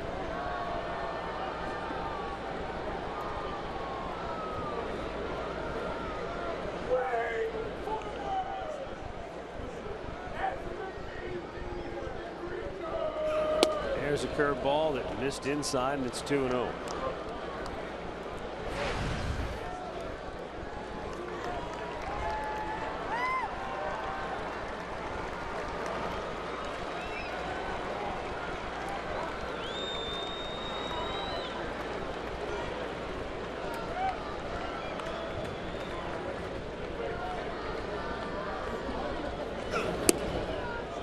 3 straight curveballs, 3 straight out of the strike zone. Now a frustrated Trevor Bauer. Yeah, he won't let him go, I don't think, after this. This would be his last hitter, and you got to be careful now. Well, that's the thing. He's got to 3-0 count. Refocus here. Yeah. Unless he's going to go at him with all breaking stuff and come with a 3-0 breaking ball.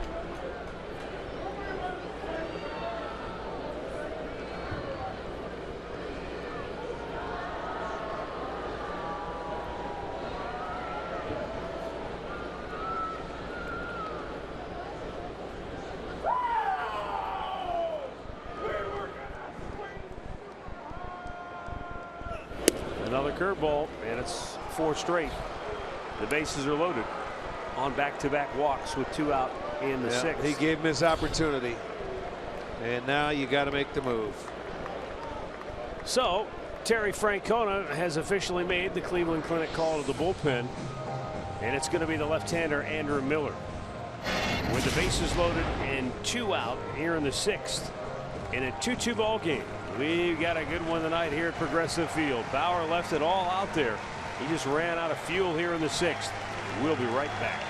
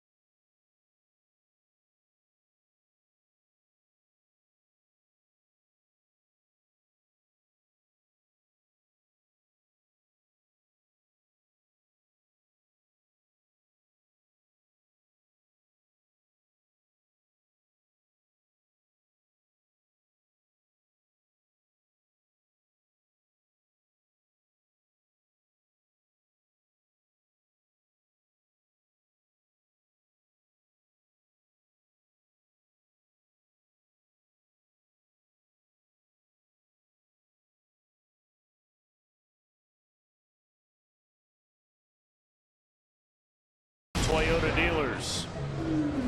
Yasiel Puig in the 2nd inning staked the Dodgers to a 2-0 lead with his 10th home run of the year. Michael Brantley came back, got the Indians on the board with a 2-out RBI single in the 3rd. And then in the 5th, Roberto Perez, his first home run of the year, tying the game at 2.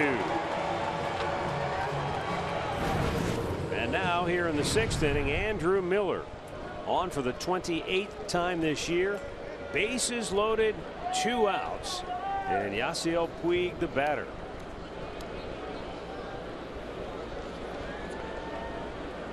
Yeah, this inning started with the leadoff double and back-to-back strikeouts. You thought he was going to get out of it, then back-to-back walks. Missed outside, ball 1. The Indians have had 3 off days in the past week, but tonight begins a stretch of 22 games in 20 days. And Tito said some of the things that we won't be able to do in this stretch, as Miller fires it in there for a strike, is with Miller at times, you know, they extended him last time, pitching in 2/3. Yep. He said we're going to have to be able to spread some things out during this stretch of games.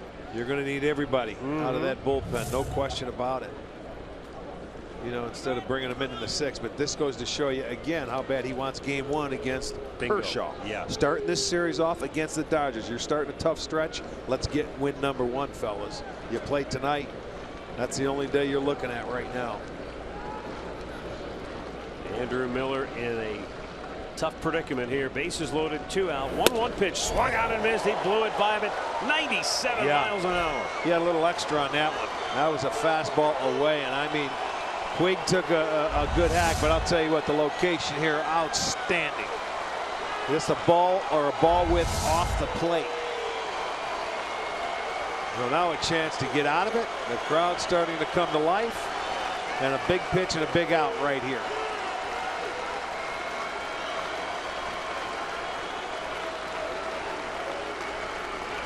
Swung out and missed. He struck him out, and the Dodgers leave him loaded. Oh, what a big pitch by Andrew Miller. 2-2, middle of the 6th.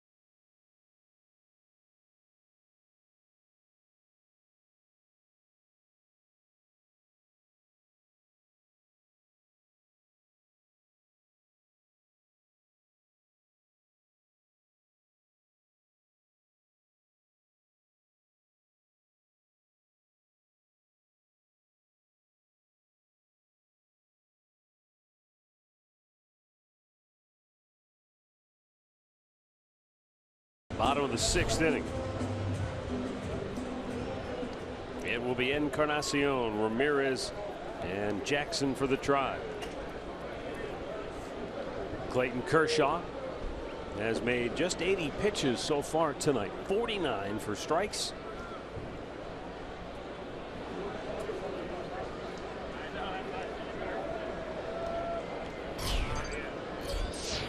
And he spiked that one into the dirt. Ball 1.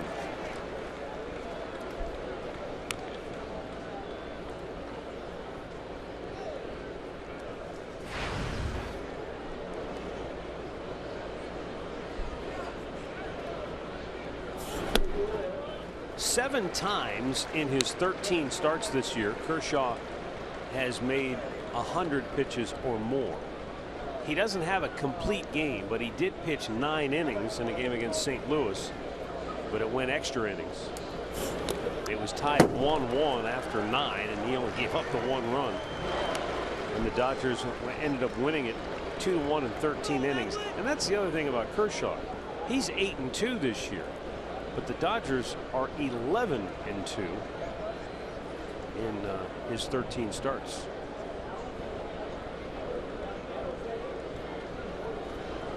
Edwin trying to get on to start the inning, and it's outside. Ball 4. A 4-pitch walk, and the second free pass issued tonight by Kershaw. Only the 4th time he's walked 2 or more in a game this year. Time for a game break. Here's Al Pawlowski. Hey, man, Rick, how about the Minnesota Twins? We're at mid-June. They're still in first place, and they were down 3-0 tonight to Seattle. They've scored 10 consecutive runs. Eddie Rosario put them ahead here to make it 4-3, and the Twins just added another. 4 runs in the second, 7 in the third. They're still batting. They're up 11-3, guys. What an inning. Huh? Holy smokes. Jose Ramirez taking all the way. A strike. Yeah, why not? Not many times you see Kershaw throw 4 straight. Maybe lost his release point, so you make him get back in the strike zone.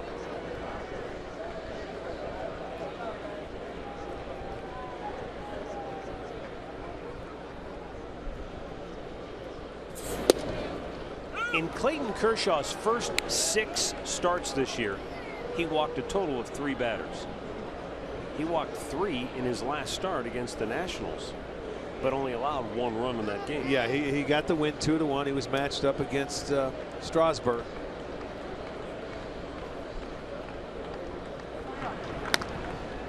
But he has walked 2 tonight.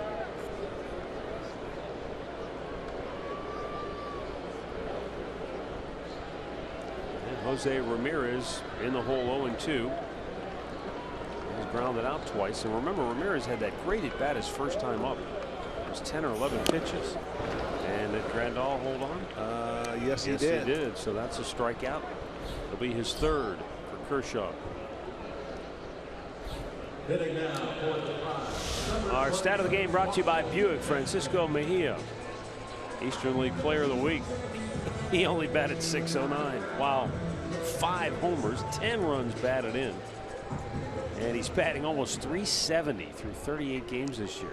Yeah, he was dinged up a little bit, I think, coming back. But boy, that guy, we saw him in spring training. He can swing it a little bit. Austin Jackson.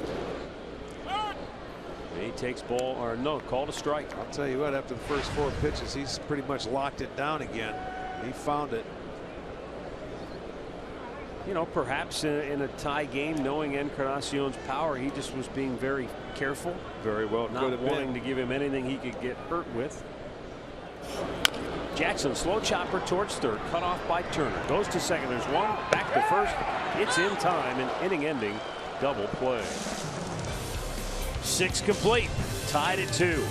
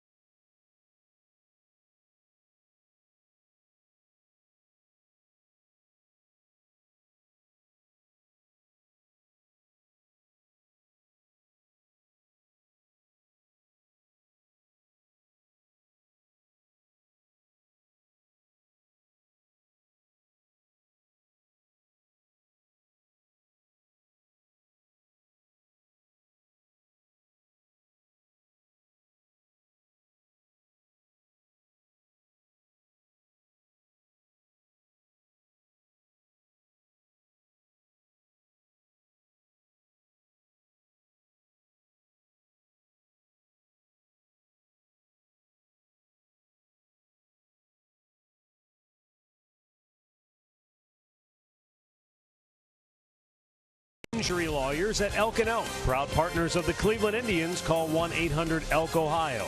And by the stylish 2017 Kia Optima.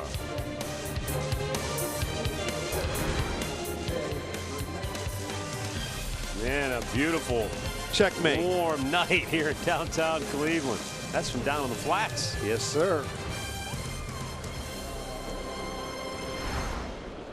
We're going to get a pinch hitter here for Chase Utley, Enrique Hernandez. We get a right-handed bat in there for the lefty Utley with Andrew Miller on the mound.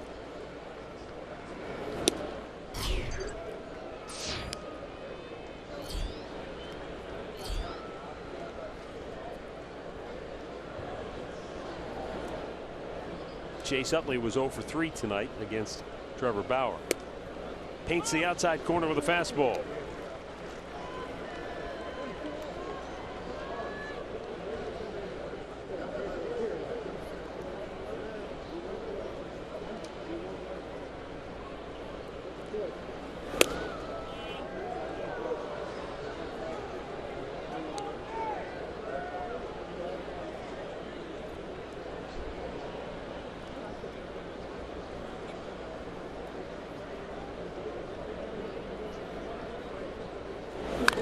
Chops it foul, and the count is 2-2.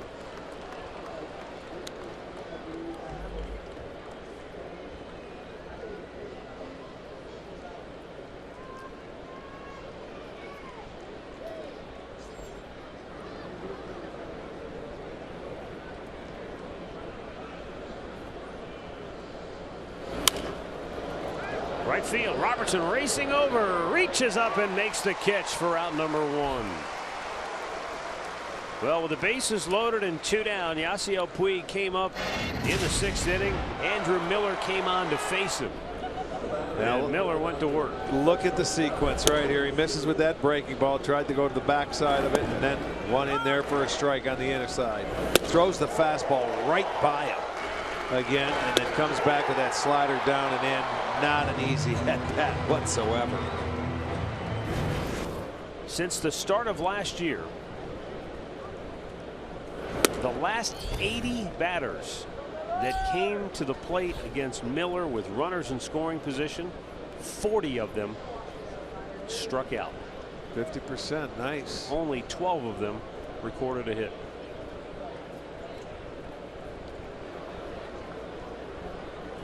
That courtesy of Court Barry Tripp in the Indians baseball information department. Court's still around? I haven't seen him in a while.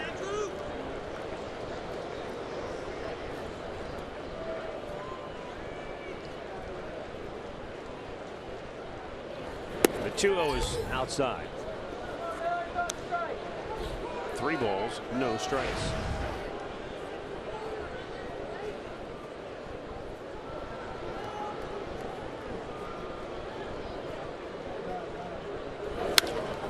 In the air, center field. Back is Jackson. And makes the catch coming in now for out number 2.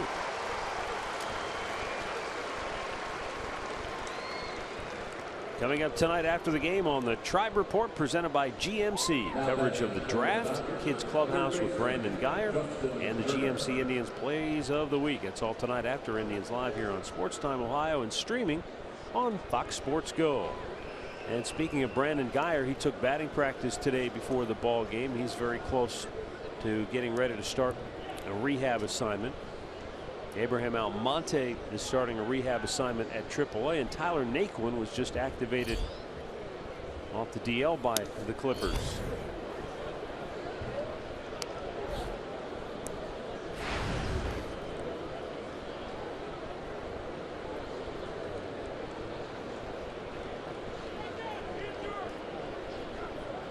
Justin Turner 1 out of 3 tonight. Missed did Miller.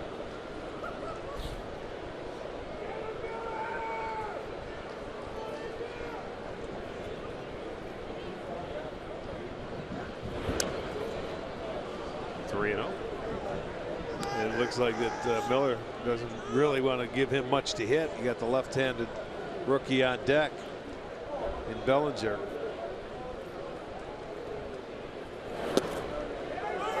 Took a little something off that breaking ball and got it in there for a strike. Turner wants to know, okay, is that a strike, or I thought it might have been a little down and in. Wow, got a break there.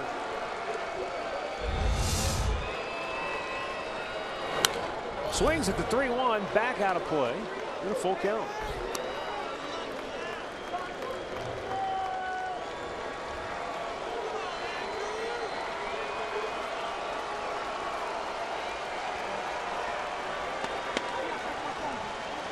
Boy, look at the bugs surrounding Andrew Miller. No, thank you. Man. The swarm.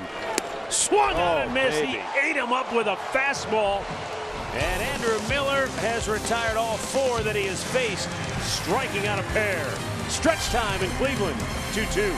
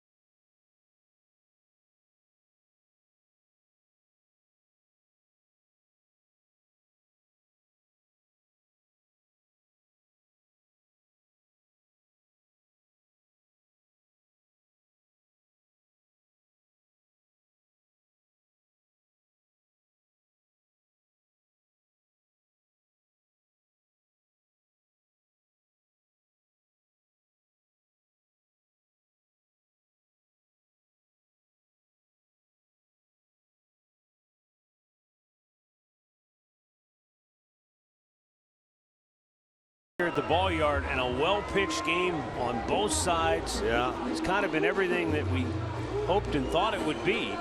It's a 2-2 game into the bottom of the 7th. very good ball game. First time the Dodgers have been into Cleveland since what, 2003, and only their second time ever. And it's starting off with a dandy. Now Roberto Perez, the whole reason this game is tied, steps in. He homered off Kershaw to start the 5th inning, and it was a terrific at bat. As Kershaw on a 3-2 pitch threw a fastball, and Perez waiting for it, blasted it out of here. Yeah, he got the pitch. He got it too. It was a fastball and shot it out of here.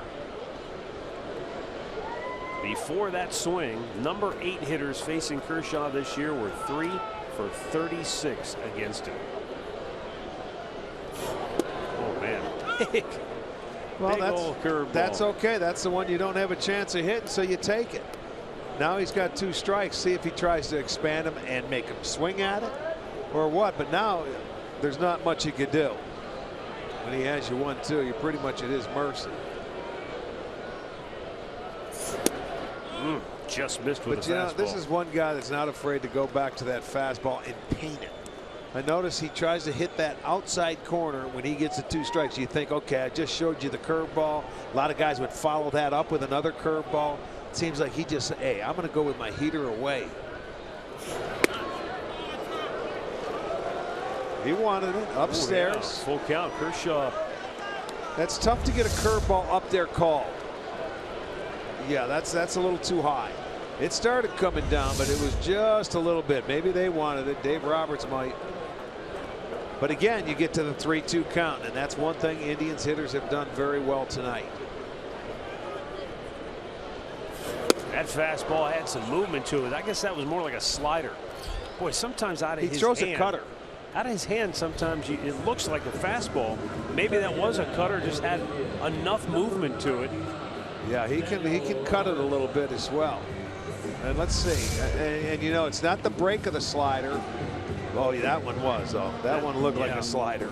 Yeah, it was. Especially if you're up there trying to hit it. 4 strikeouts now for Kershaw. And Robertson fouls one off of his leg. Yeah, that's the thing. The depth of that slider, how late it breaks. And it's down in the zone, and it's hard to get that ball in the air.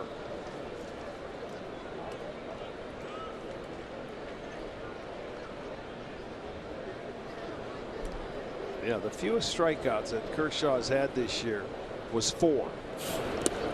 And he has 4 tonight. And that was against the Colorado Rockies. And that doesn't surprise you. They've got a heck of a hitting team.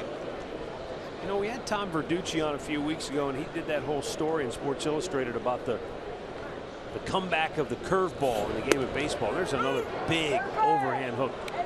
You know, Trevor Bauer throws that big slow curveball. A lot of pitchers are starting to Kershaw, throw we're it. seeing more and more, but Absolutely. I wonder what it is that enables you to throw that pitch, because it looks just so out of the ordinary from everything else that a pitcher It's throws. probably better for your arm or your elbow than the slider is. Jam job to third. And Turner throws him out 2 away. Miller time brought to you by Miller Lite. Daniel Robertson led off the 3rd inning with a shot down the left field line just inside the chalk. And then after a couple of ground ball outs, he's standing at 3rd when Michael Brantley delivered to bring him home. And then in the 5th, Roberto Perez driving one into the seats, accounting for the Indians' runs here tonight. Now with 2 down, here's Jason Kipnis, who has doubled twice. But unfortunately, in his case, both times he has doubled, he has not been able to get home. Just over 60% strikes for Kershaw tonight. And he's got another 1-2-3 inning. We'll go to the 8th, tied at 2.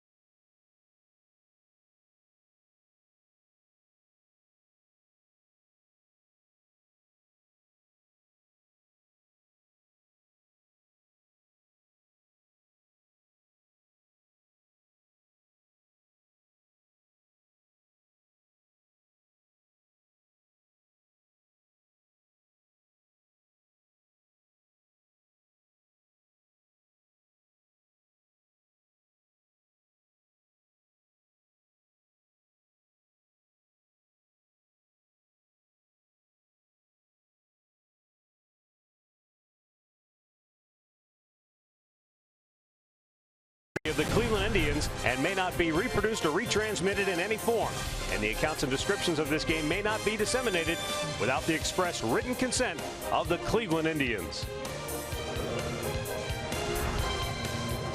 2-2 as we go to the 8th inning.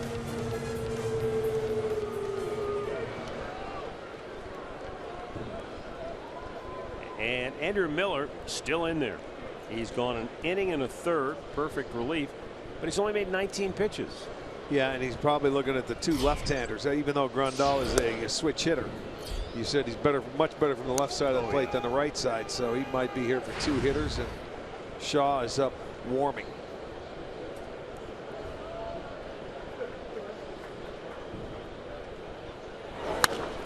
Bellinger launches one foul.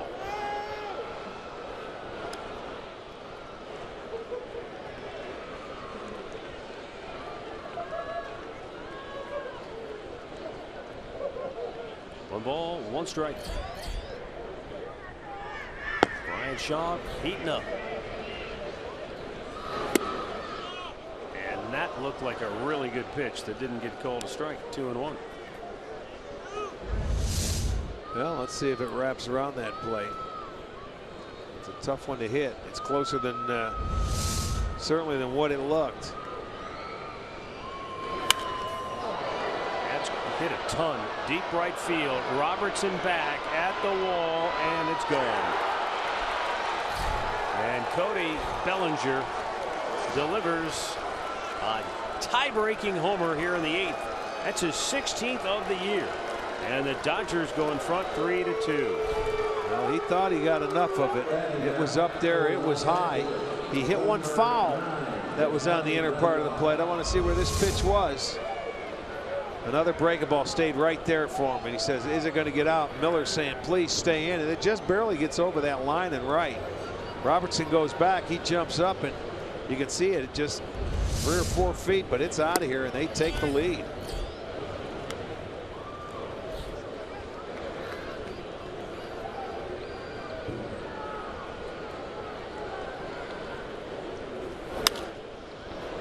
High pop up, shallow right. Robertson racing over, can't get there, and it fell in fair territory. Now the throw to second base. Lindor's there to take the throw, and they got him.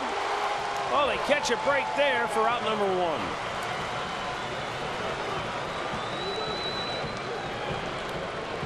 No, that's in nowhere's land.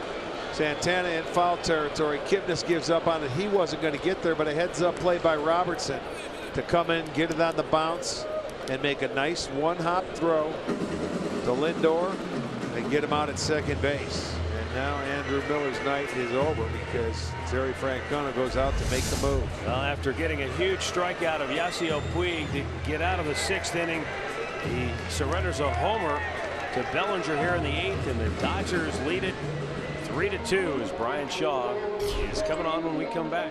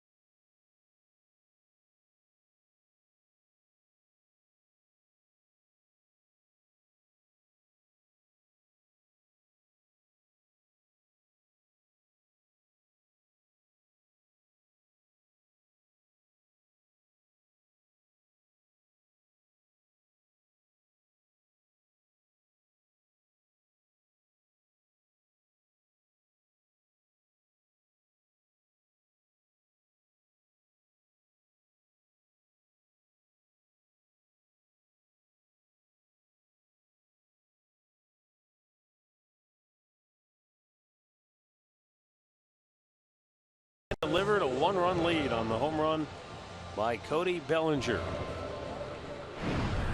Brian Shaw on to face Chris Taylor with 1 out. Base is empty.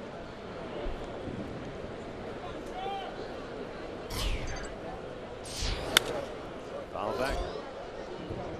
That home run by Cody Bellinger, the first allowed this year by Andrew Miller.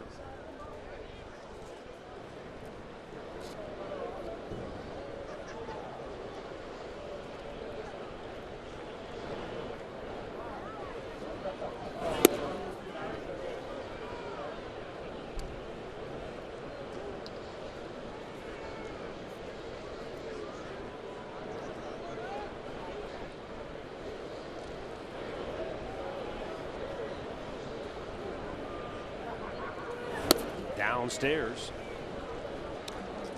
and it's 2-1.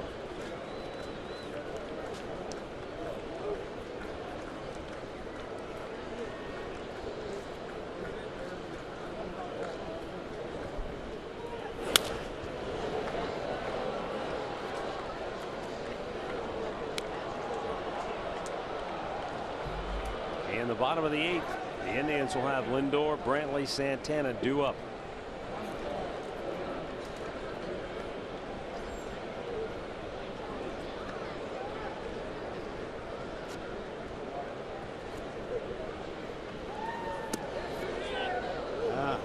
Had the right pitch, just didn't locate it.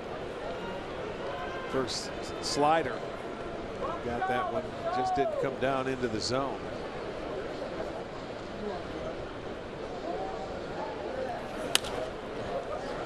Out of play. Right-hander Pedro Baez is loosening in the Dodger bullpen.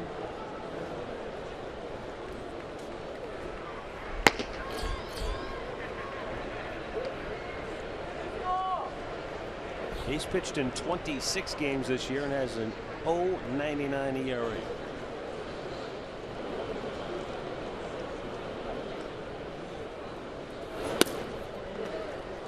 Shaw walks the first man he faces tonight. Now don't forget to come on down to the ballpark and check out the district. Right field, left field corners, the drink rails, $13, and your first drink's on us.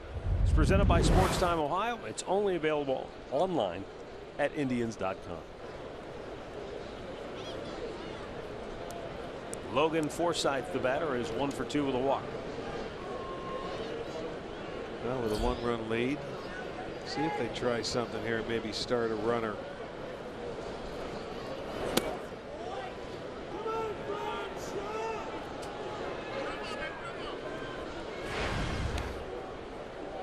So far, only 3 out of 8 pitches have been strikes for Shaw.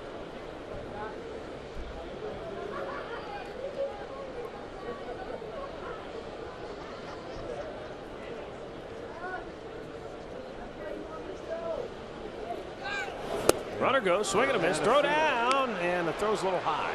Yeah, I had a feeling they'd try something there with a 1-run lead, make something happen here at the bottom part of your lineup, even though in the National League they're on the road, they have the DH. So it is a hit and run on the 1-0 count. Forsythe, he swings through it. They picked the right pitch to run on as a cutter down. Perez made it as close as possible, even though that throw was a little bit high. It wasn't an easy pitch to get. He just gets a hand in. So that'll be his 5th stolen base.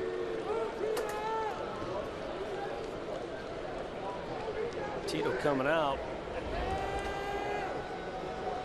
Interference maybe? Did he, Forsythe swinging, had that ball down and away, did he come over the plate? And usually, I don't know if that's what they're talking about, but if they do, and that hitter comes over the plate, the catcher has to make contact. Let's see. Take a look. There it is. He comes over the plate, but there's no contact made. And if the catcher goes out there and makes contact, then they can call something. But if you don't, it's hard to make a call.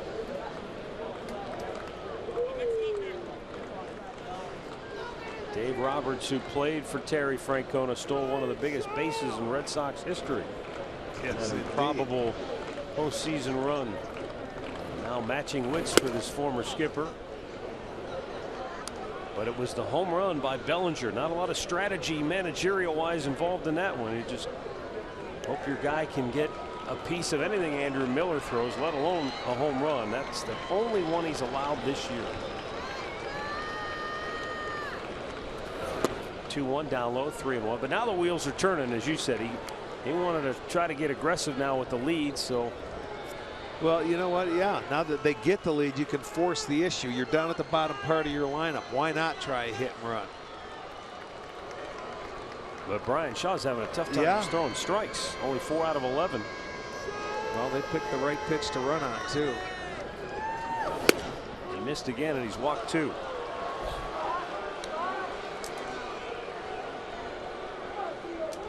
And quickly the bullpen will begin to assemble with some activity. Here comes Mickey Callaway. Looks like Goody might be getting up right now. So let's go. You see? Logan, oh, left-hander. Logan. Okay. Well, Rick, remember I told you earlier, Arizona jumped out to a 6-0 lead behind Zach Greinke tonight in Detroit. Yes. How about a 6-run sixth for the Tigers to tie it up? No kidding. And the interesting thing was they had a 2-run home run from J.D. Martinez in the middle of that inning. And they came back and scored 2 more after that. Okay. Sometimes a home run can kind of kill a rally. We always like to say it's not easy to put a 6 spot on Greinke, as you know. I'll see. I'll check real quick if he gave up all 6 or if the bullpen had part of it. He was charged with 5 of the 6th. And the bullpen is now in there. None of those runs were earned, though. So I don't know what happened defensively, but anyway, here we go now. 2 on, 1 out, and the pitch is a strike to Jock Peterson. Well, Brian Shaw would like to come out and get a ground ball double play. Is what he'd like to do, and then this rally, keep it a 1-run game. Awfully tough to score off that Dodger bullpen if they go to it. I'm not sure if Kershaw's done. Boy, it comes right back and nails it. Maybe Mickey spotted something. Whatever he did, it was right on. You got both righties and lefty out there. Otero.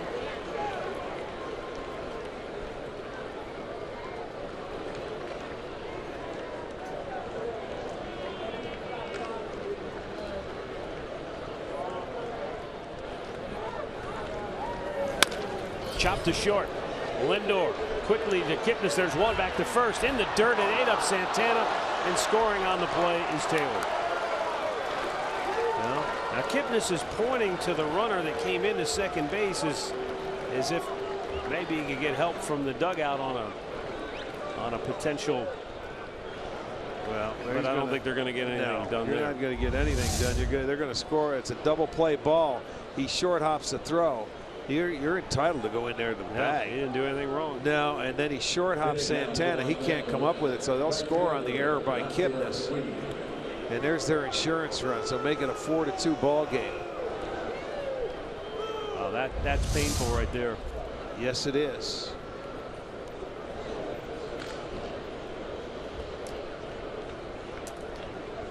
And you know, as Santana knows at first, that he's got to try and catch that ball because there is a man on second. You can't let it get by you.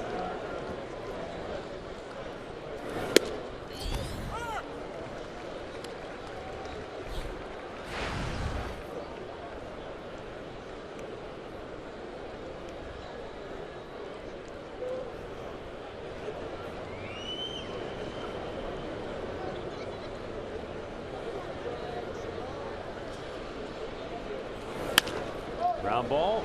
Kipnis with the dive. Nope, can't get it. On his way towards third is Peterson. Here's the throw. Not in time. Dodgers at the corners.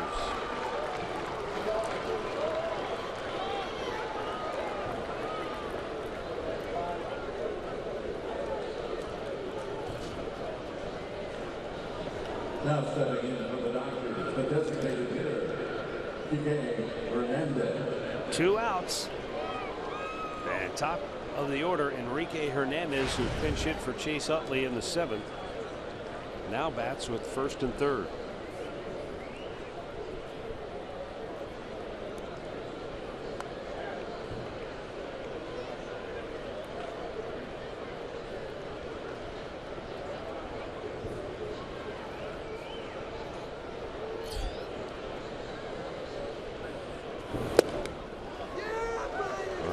swinging for the fences. Comes up empty.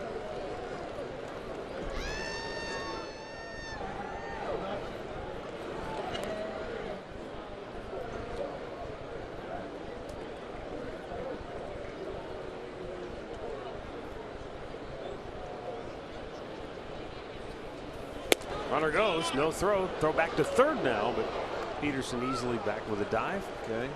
Puig gets the stolen base. That's the old fake through, and if the guy throws, well, thinks you're going to throw it to second base, you take off and you try and catch him down the line. And they almost had him.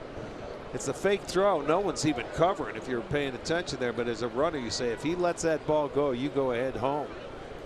But he got back to third. 9th steal of the year for Puig. 2nd stolen base of the inning for the Dodgers.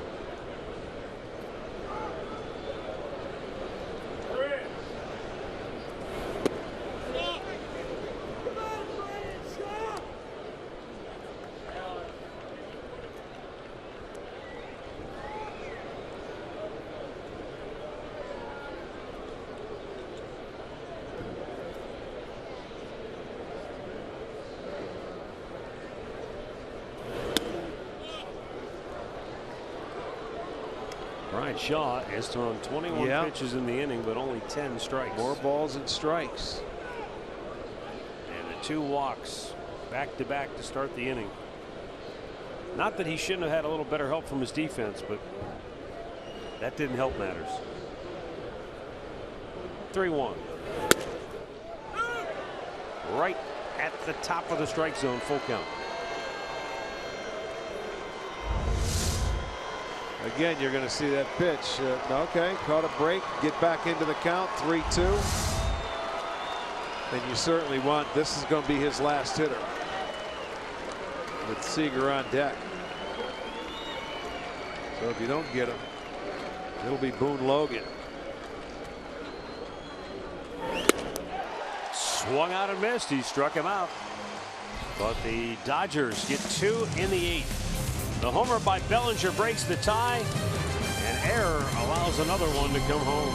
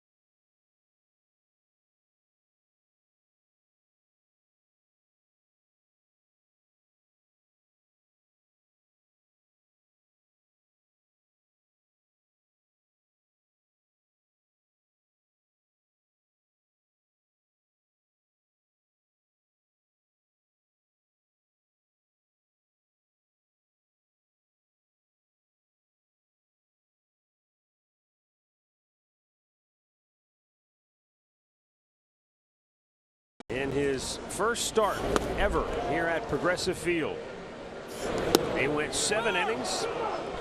He struck out 4. He walked a pair, gave up a home run, and 2 runs total.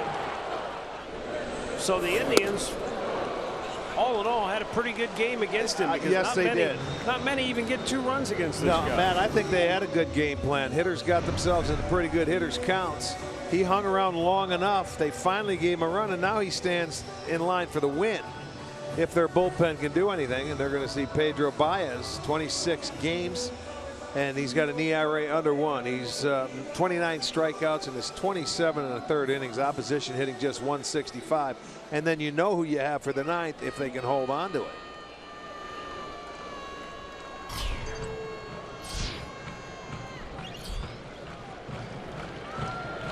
Well, Francisco Lindor leads off the bottom of the 8th, and Baez misses up and away, ball 1.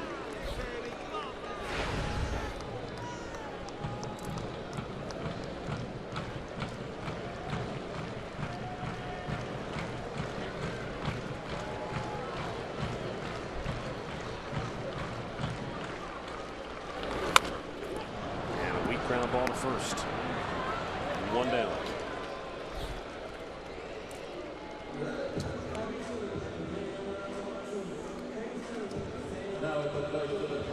Recapping the Mazda storylines, the young left-handed bats. Well, Cody Bellinger did the damage with 1 big home run tonight. And the Indians, as we just talked about, they did a pretty good job against Kershaw. The one thing that I will say, the bottom line there, is that when Kershaw needed to make some big pitches, especially early in the game, he got out of some jams without allowing much trouble. You know, he surrendered the 1 hit with a runner in scoring position with 2 outs to Brantley, but Tribe had some other opportunities, could not come through. Not that many do, but therein lies the difference tonight. Well, you know, going into it, you're going to have to pitch well. Bauer did. And then, you know, they got out of it with Miller came in, got the bases loaded, came out. Hey, and Bellinger hit a home run. He made a mistake with the slider, left it on the plate, and he got it out of the ballpark. The other run was, you know, an add-on that was given to. So now you got a lot more work to do now that it's a 2-run lead.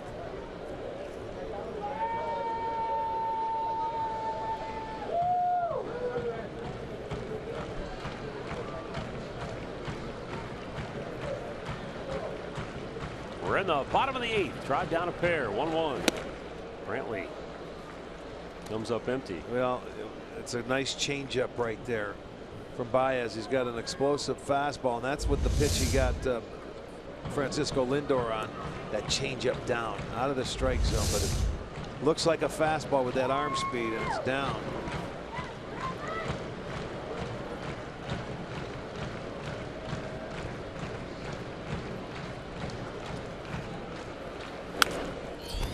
You know, you look at the Dodgers work this year on the road. They're under 500, 14-15. Play very well at home. But the Indians are going to have to try and come back. Still have 5 outs. And this is their first interleague game of the year. The last team to play an interleague game. And for the Indians, it's their 9th. Oh, man, shattered the bat. Third baseman Turner throws him out. 2 down. And the Indians have not had a lot of luck in interleague. They're 1-7 against the National League this year. They have had their issues.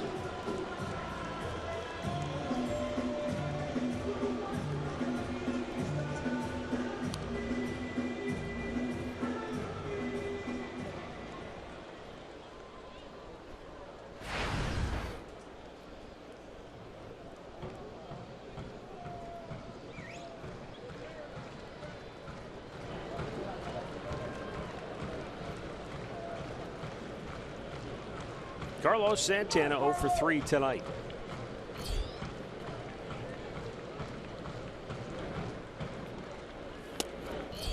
Fastball up and away.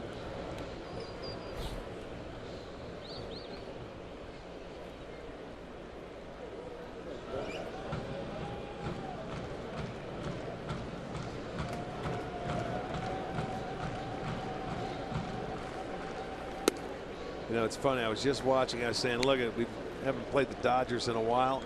They have the same defense as almost all the American League teams. But I looked in the outfield and I saw where Peterson in center was a little more to right center, and I was going to say something. And then I heard a whistle and I looked out and they were moving him over to left center field, where he'll hit the ball in the way the other way. Fouled right back.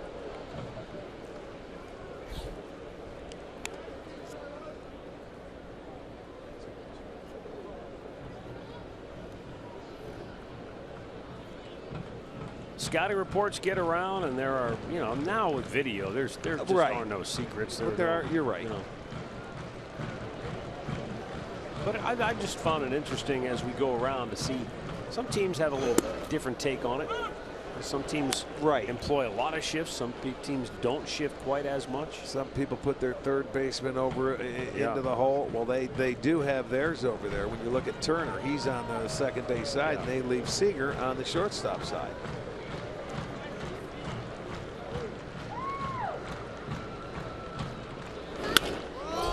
Santana in the air center field.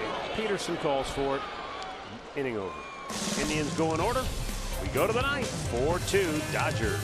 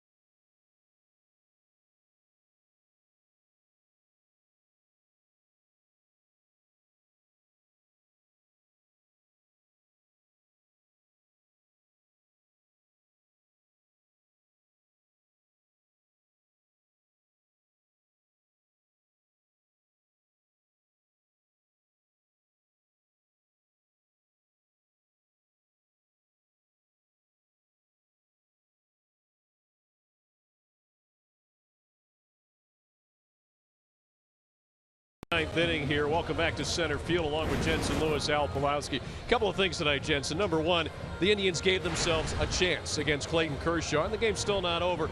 Also tonight, this was a lot of fun and a very well-played baseball game. No doubt about it. A lot to break down for you. Some big situations. Andrew Miller coming in a key spot. But Cody Bellinger, I mean, what else has this guy done? I mean, you talk about all-star game worthy in 45 games, what he's been able to do. Pretty impressive. Join us after the game for Indians Live. It's brought to you by Conrad's Tire Express and Total Car Care. For the call of the ninth, we go back upstairs. Here are Matt and Rick. All right, thank you. As we go to the ninth inning, Dan Otero coming on the pitch for the Tribe. Fourth pitcher of the night for Cleveland. And he's got Seager, Turner, and Bellinger due up for the Dodgers.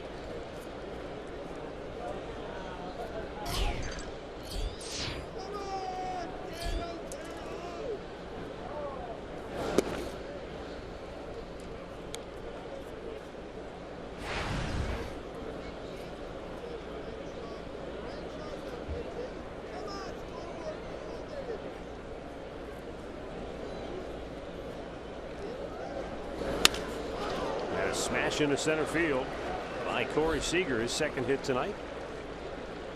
The Dodgers get their leadoff man aboard. Well, he puts a good swing on the baseball, and there's a sinker there that stayed up a little bit for Dan Otero, and he took advantage of it and hit it right back up the middle. That's hit number 10 for the Dodgers tonight.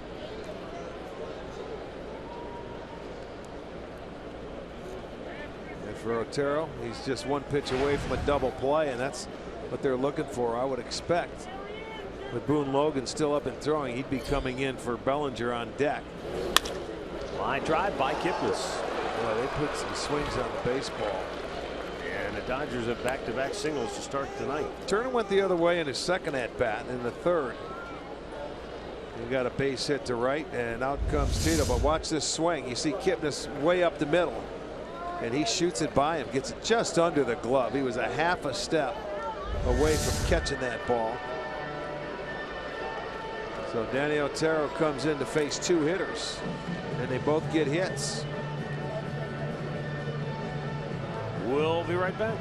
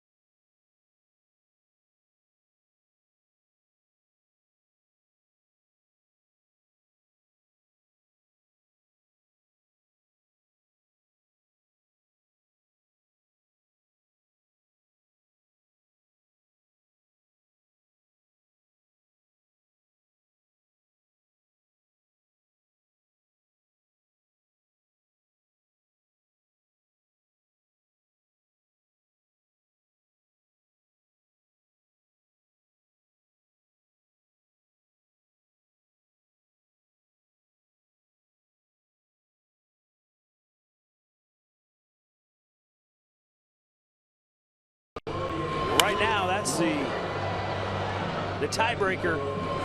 Cody Bellinger's home run. Boy, he's leading got off the 8th inning. That uppercut swing, and that ball for Andrew Miller, one pitch, it caught a little bit too much of the plate. His first home run given up this year, and that gave the Dodgers a lead. They were able to add on one more after that, but that was a big hit right there by the left-handed rookie. Off the best left-hander in baseball coming out of the bullpen. Bellinger coming up again with 2 on. And nobody out. Boone Logan delivers a fastball foul back.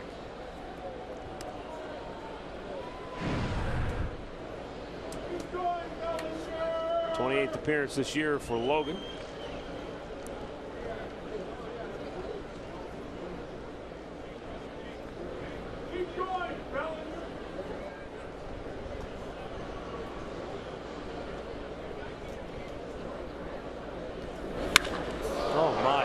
Crushed another one. This ball is absolutely hammered. And a 3-run homer blows it wide open for the Dodgers. I'm going to tell you something. This is the 4th time he has homered twice in a game. And he's only played in, what, 45 games. Amazing. That was a vicious line drive. That's a 3-run homer, and he just blows it open there. 7-2 ball game. Watch this slider. Yes. Inner part. Didn't take long to get out of here. Man, oh man. This was a taut, well-pitched game. Struggle on both sides throughout. 2-2 into the 8th. And then the Bellinger solo shot gave LA the lead, and now they have just about removed all doubt. Swing and a miss. It's 0-2.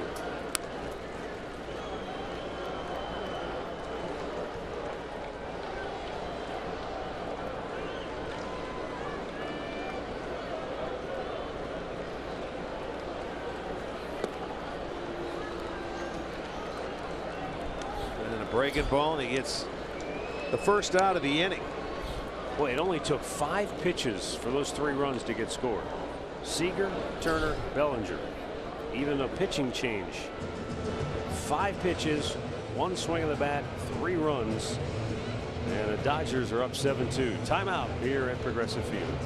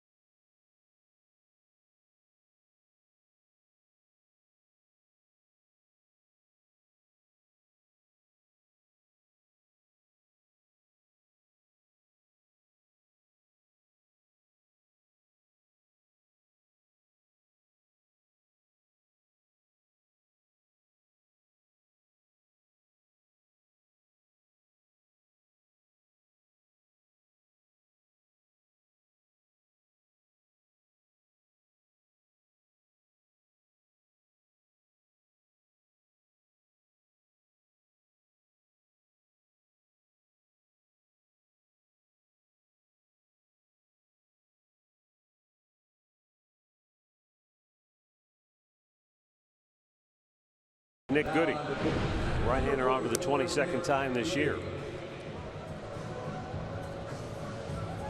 And Goody will be facing Chris Taylor with one out and the base is empty.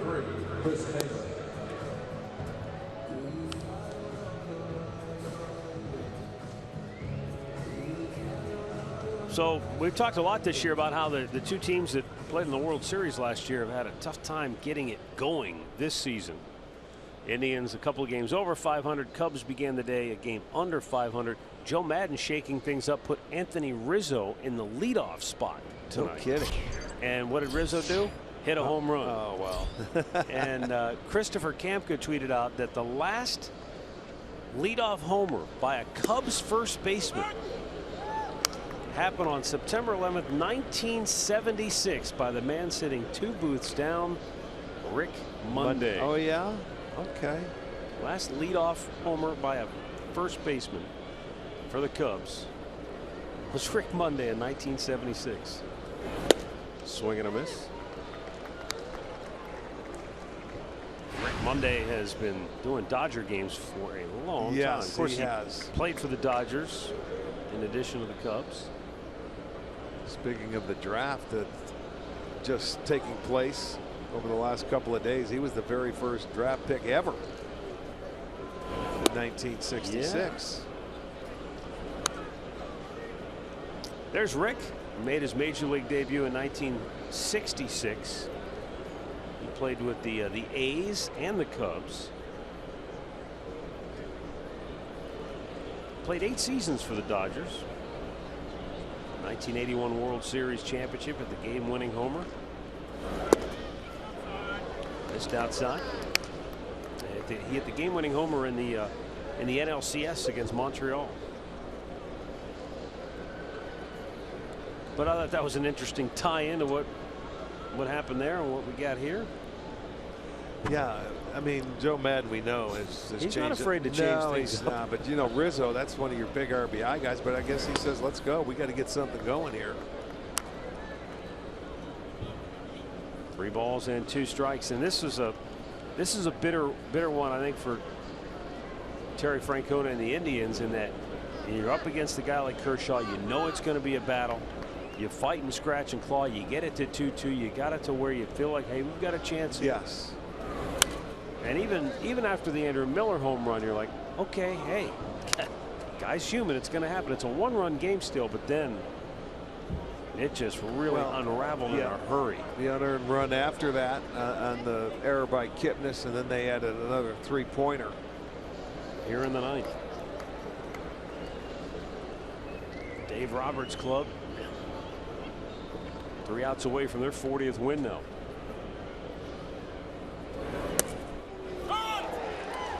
Goody strikes him out looking.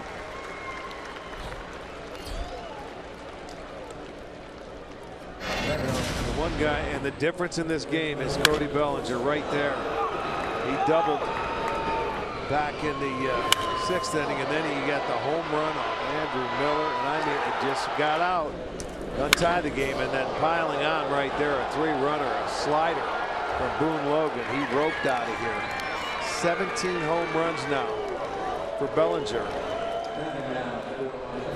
And you're looking at game number 45 that he's played. He never even broke with the club in spring training. So, you know, the Dodgers looking at potentially another Rookie of the Year. Yeah, it's funny because and they've the had, Dodgers, what, 18 of them? The Dodgers, with their rich tradition and heritage, they have the smallest media guide in Major League Baseball. Look how thin that thing is. They don't even have their minor league players listed in the media guide.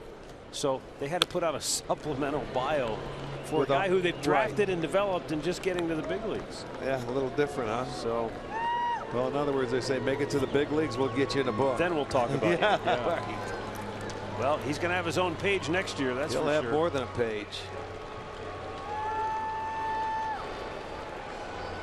10 total bases tonight. This is a great game for 7 innings.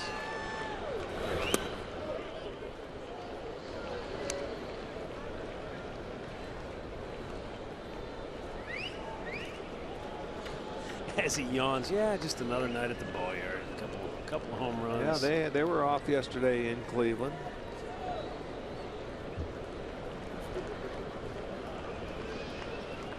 Logan Forsythe awaiting the 1-2. Down and away. 2 balls, 2 strikes.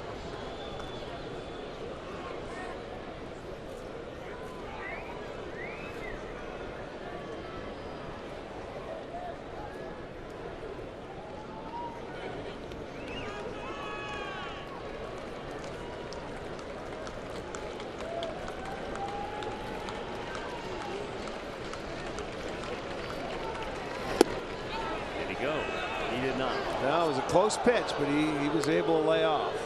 Awfully tough to lay off that slider there. We see a lot of swings and misses from Nick Goody on that pitch right there. Twins still lead the Mariners 12-6 there in the 7th. And the Tigers, Diamondbacks, they're still tied 6-6 in the 8th.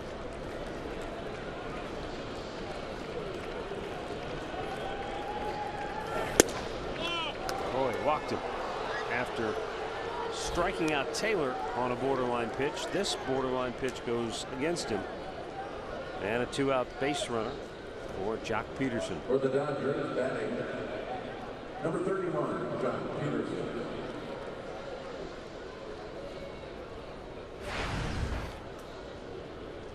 Well, I don't know what's happened to Baltimore all of a sudden, but they are en route to their 6th consecutive loss. The White Sox lead it 6-1 in the 6th.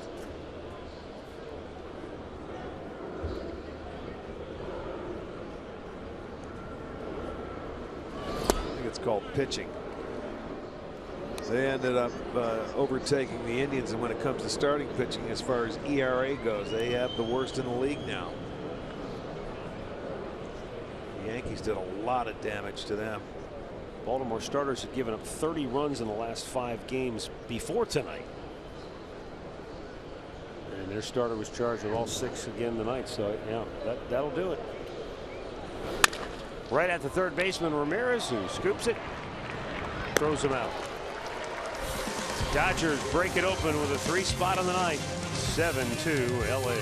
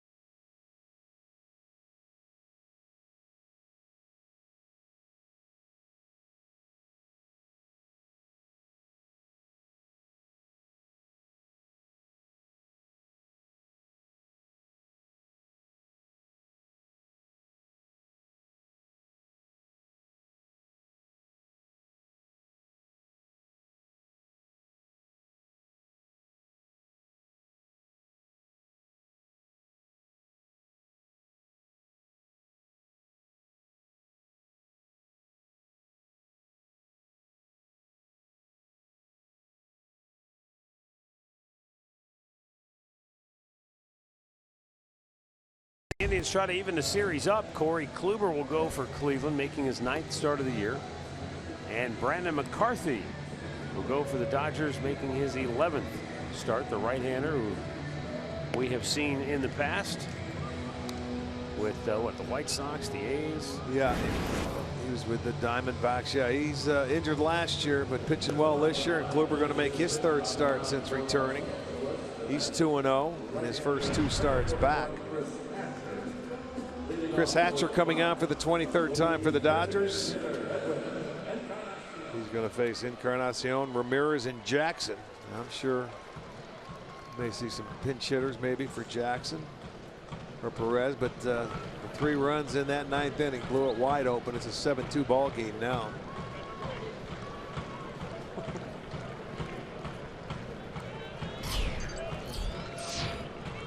Edwin Encarnacion 0 for 2 has struck out twice and walked.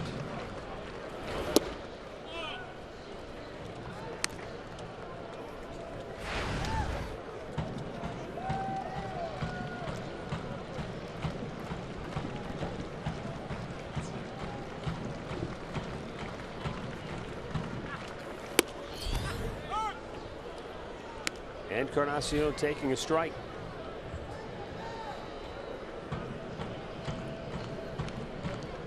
By the way, the Cubs went on to beat the Mets tonight 14-3. So the new leadoff man may be there to stay.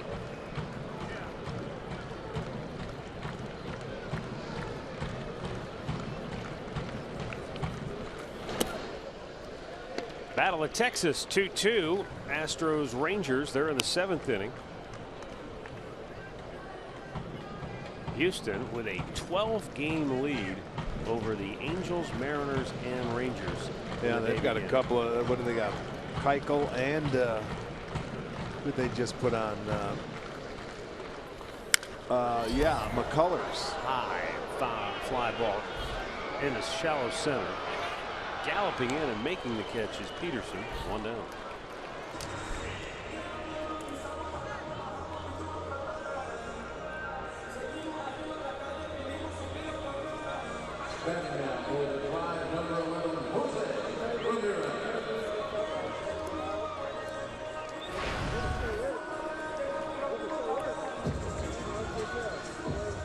Jose Ramirez has gone 0 for his last 10 at the plate.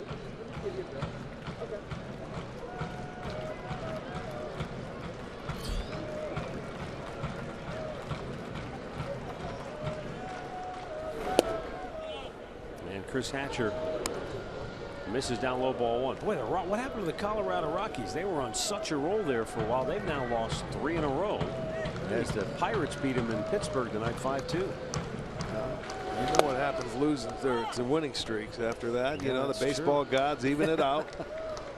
Well, that's going to help the Dodgers move into a first place tie tonight as LA is about to win their 5th in a row.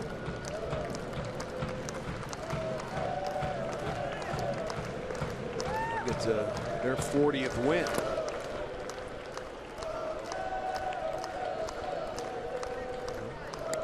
You have 3 teams in baseball with 40 wins. Yeah. If LA closes this out, it'll be Houston, Colorado, and then the Dodgers. And Arizona began the night with 39 wins, and they're tied with the Tigers. Yeah, and you figured a 6-0 lead for Greinke, you would pretty much count it, wouldn't you? You would think so anyway. But still a long way to go. This is the Indians' 61st game, so there's 101 more baseball games to go. So there's a long way.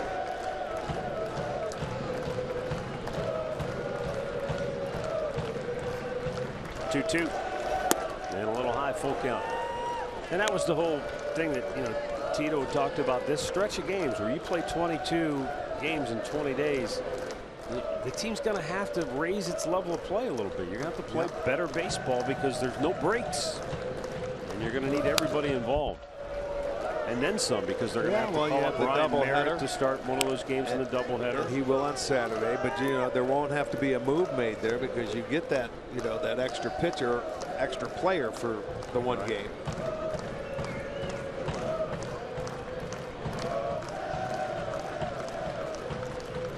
Well, Ramirez once again putting up a quality at bat, trying to fight his way on base. Oh, and he's punched out for out number 2.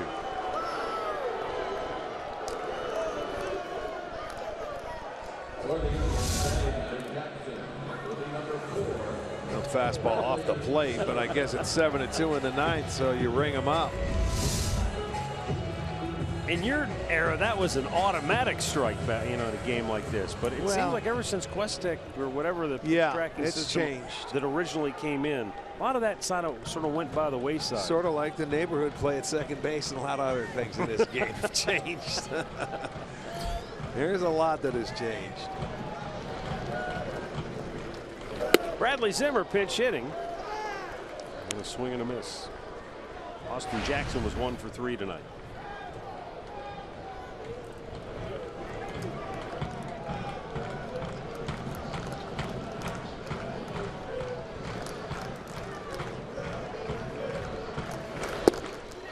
Down low.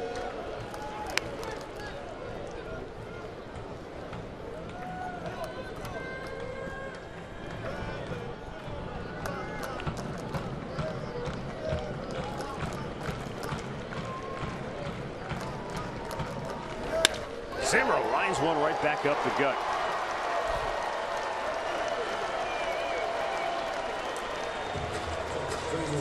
So the 2-out base hit keeps it alive here in the bottom of the ninth.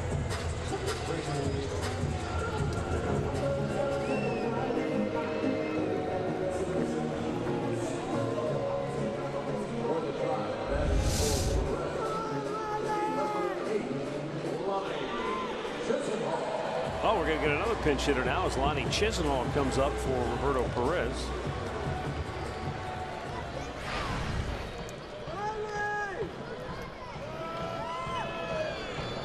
With the right-hander McCarthy going tomorrow, you expect to see both Zimmer and Chisenhall in the starting lineup. So an opportunity for them to get it at bat tonight. Breaking ball swung on and missed. Down to second. Goes Bradley Zimmer.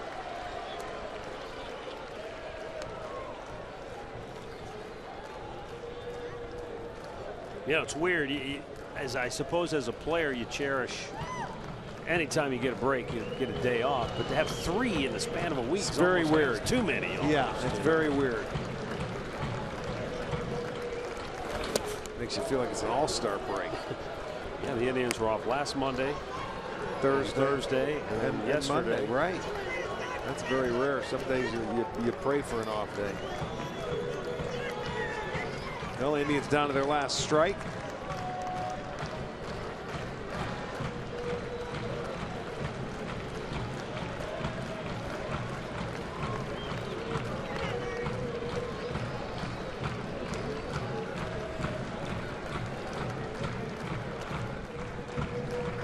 Chris Hatcher ready, and he fires a little high.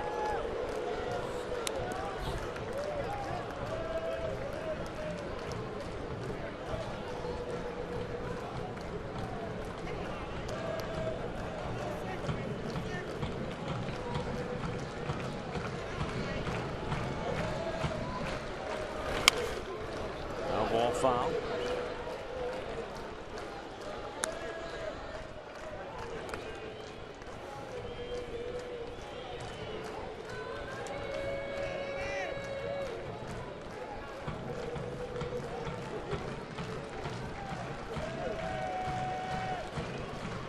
Interleague play has not been kind to the Indians. This will be their 8th loss in 9 interleague games this year.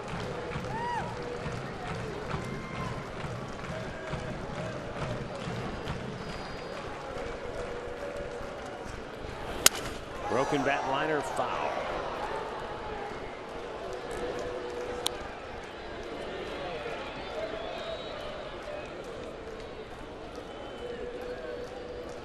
Hard to figure, but I mean, there have been years where interleague play and a team that gets hot in interleague play can change their whole season. What was it, 2005 here for the Indians? Yeah. When they, and a matter of fact, that year they were playing the West.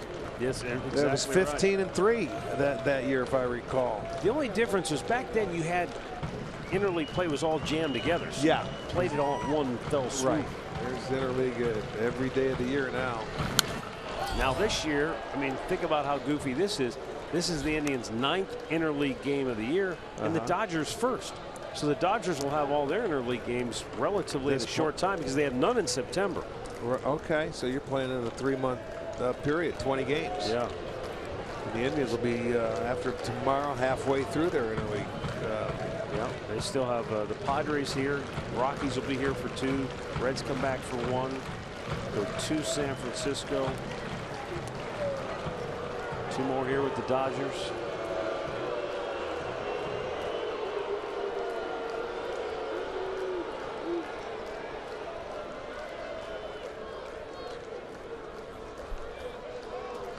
Bradley Zimmer at second base with 2 down in the ninth.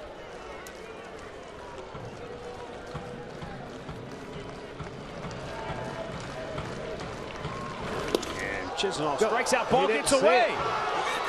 Lonnie with a late break hits him on the throw. And the Indians are still alive with 2 on and 2 out. How do you like that? He didn't see it as soon as the ball went past. The throw hit him square in the back of the helmet. See, he didn't see it. He was walking back until he realized it went to the backstop, and as Grandal throws the ball, it hits him in the helmet. Wow. Oh, my.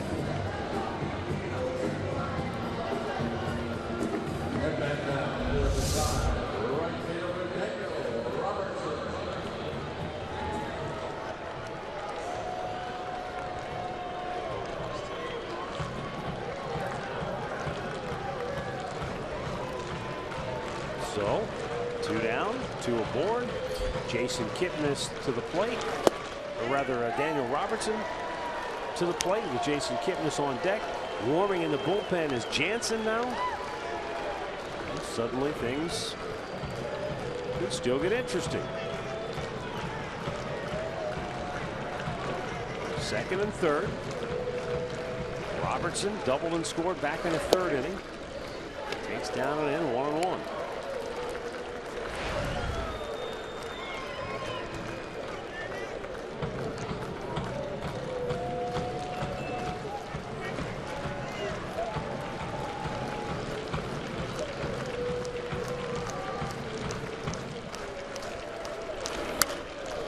Popped him up. Back to the screen. Grandal, no, can't get there. And again, the Indians down to their last strike.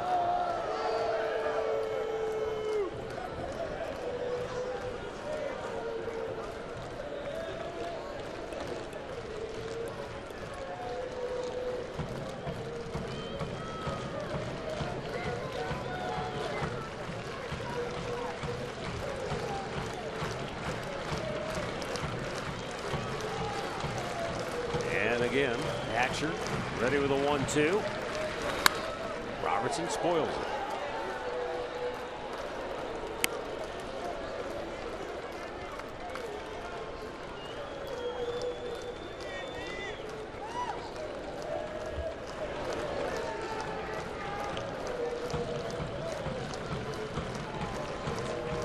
Daniel Robertson is these folks are holding out for a wild finish, maybe. Here's the 1-2. In the dirt. 2 balls, 2 strikes. Yeah, why not?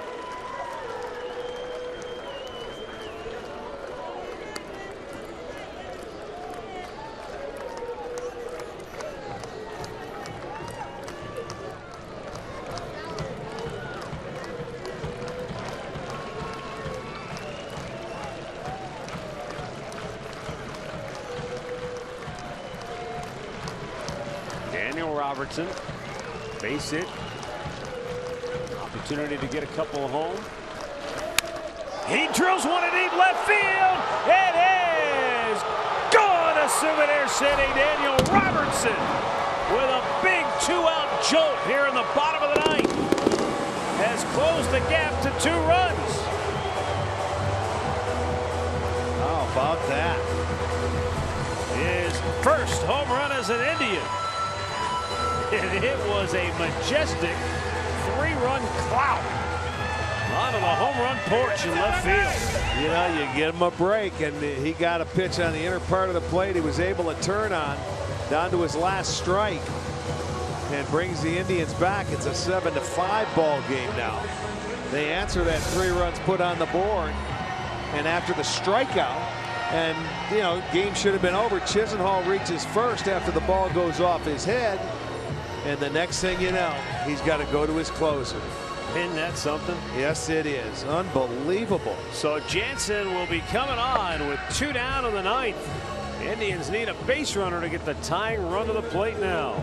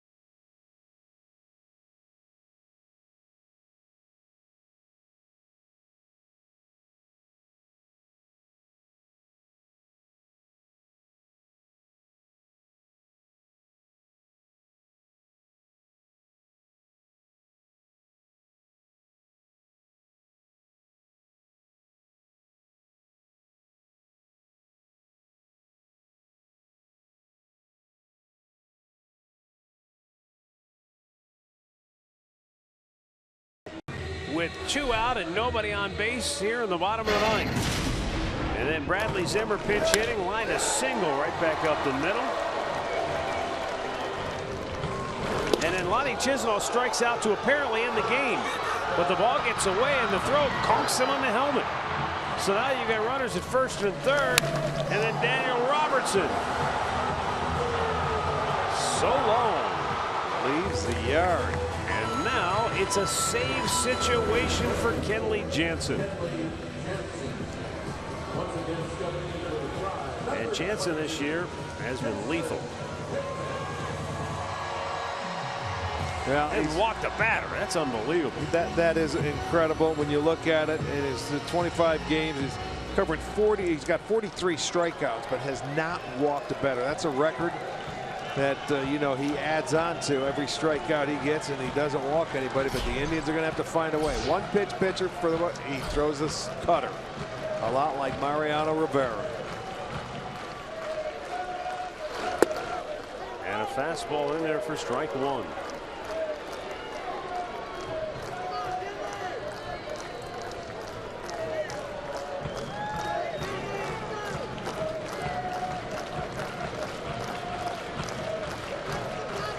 Dodgers obviously haven't played a lot of close games because he only has the 11 saves.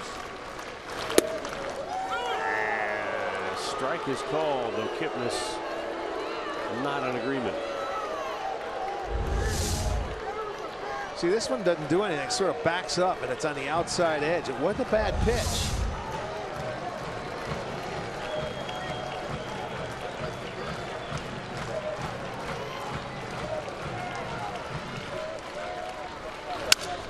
Broke his bat, fouls it out of play.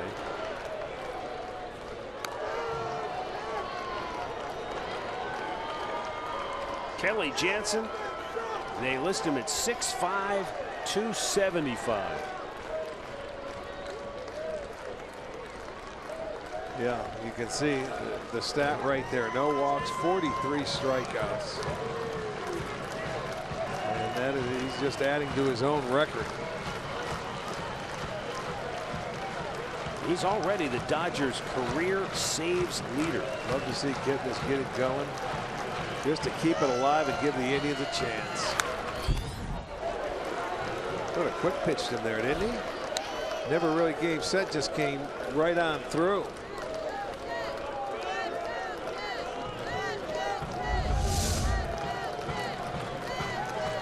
Well, that was a good job just to foul it off. You can see Kipnis looking out there. That's something you don't know in a scouting report, really. A whole lot if you've never faced him before. They want it up high. And he strikes him out to end the game. So the Indians put up 3 in the bottom of the 9th, but they fall short. The final, Dodgers 7, Indians 5. Kenley Jansen gets the strikeout. Only faces the one batter, but that's all he needed to do in order to notch his 12th save of the year. The winning pitcher is Clayton Kershaw, who goes to 9-2. The loss to Andrew Miller, who is now 3-1. It's his first loss of the year. And we never thought this game was going to start out or end like this, because what a great game for 7 innings. You know, it was a 2-2 tie. The next thing you know, everything breaks loose. The Dodgers came on and put 5 on the board. The Indians, I'll tell you, there's no quit. They came back. They were able to put 3 in the 9th and answer that. But, you know, they came up short, and it was just, boy, it was a great game how it started, not how it finished. Yeah, unfortunately for the Tribe, they fall to 31-30 on the year, and unless the Twins have a total collapse, they'll be 2 games out of first when they come back to the yard here tomorrow night to continue the series against the Dodgers, who earned their 40th win against just 25 losses on the season. And if the Tigers find a way, or I should say the Dodgers now move into a first-place tie with the Rockies, and if the Diamondbacks beat the Dodgers, they'll also have 40 wins with LA. So the NL West is really packed at the top. Yes, it is. Unfortunately, the Indians have found out the hard way, having lost 8 of 9 against the National League West.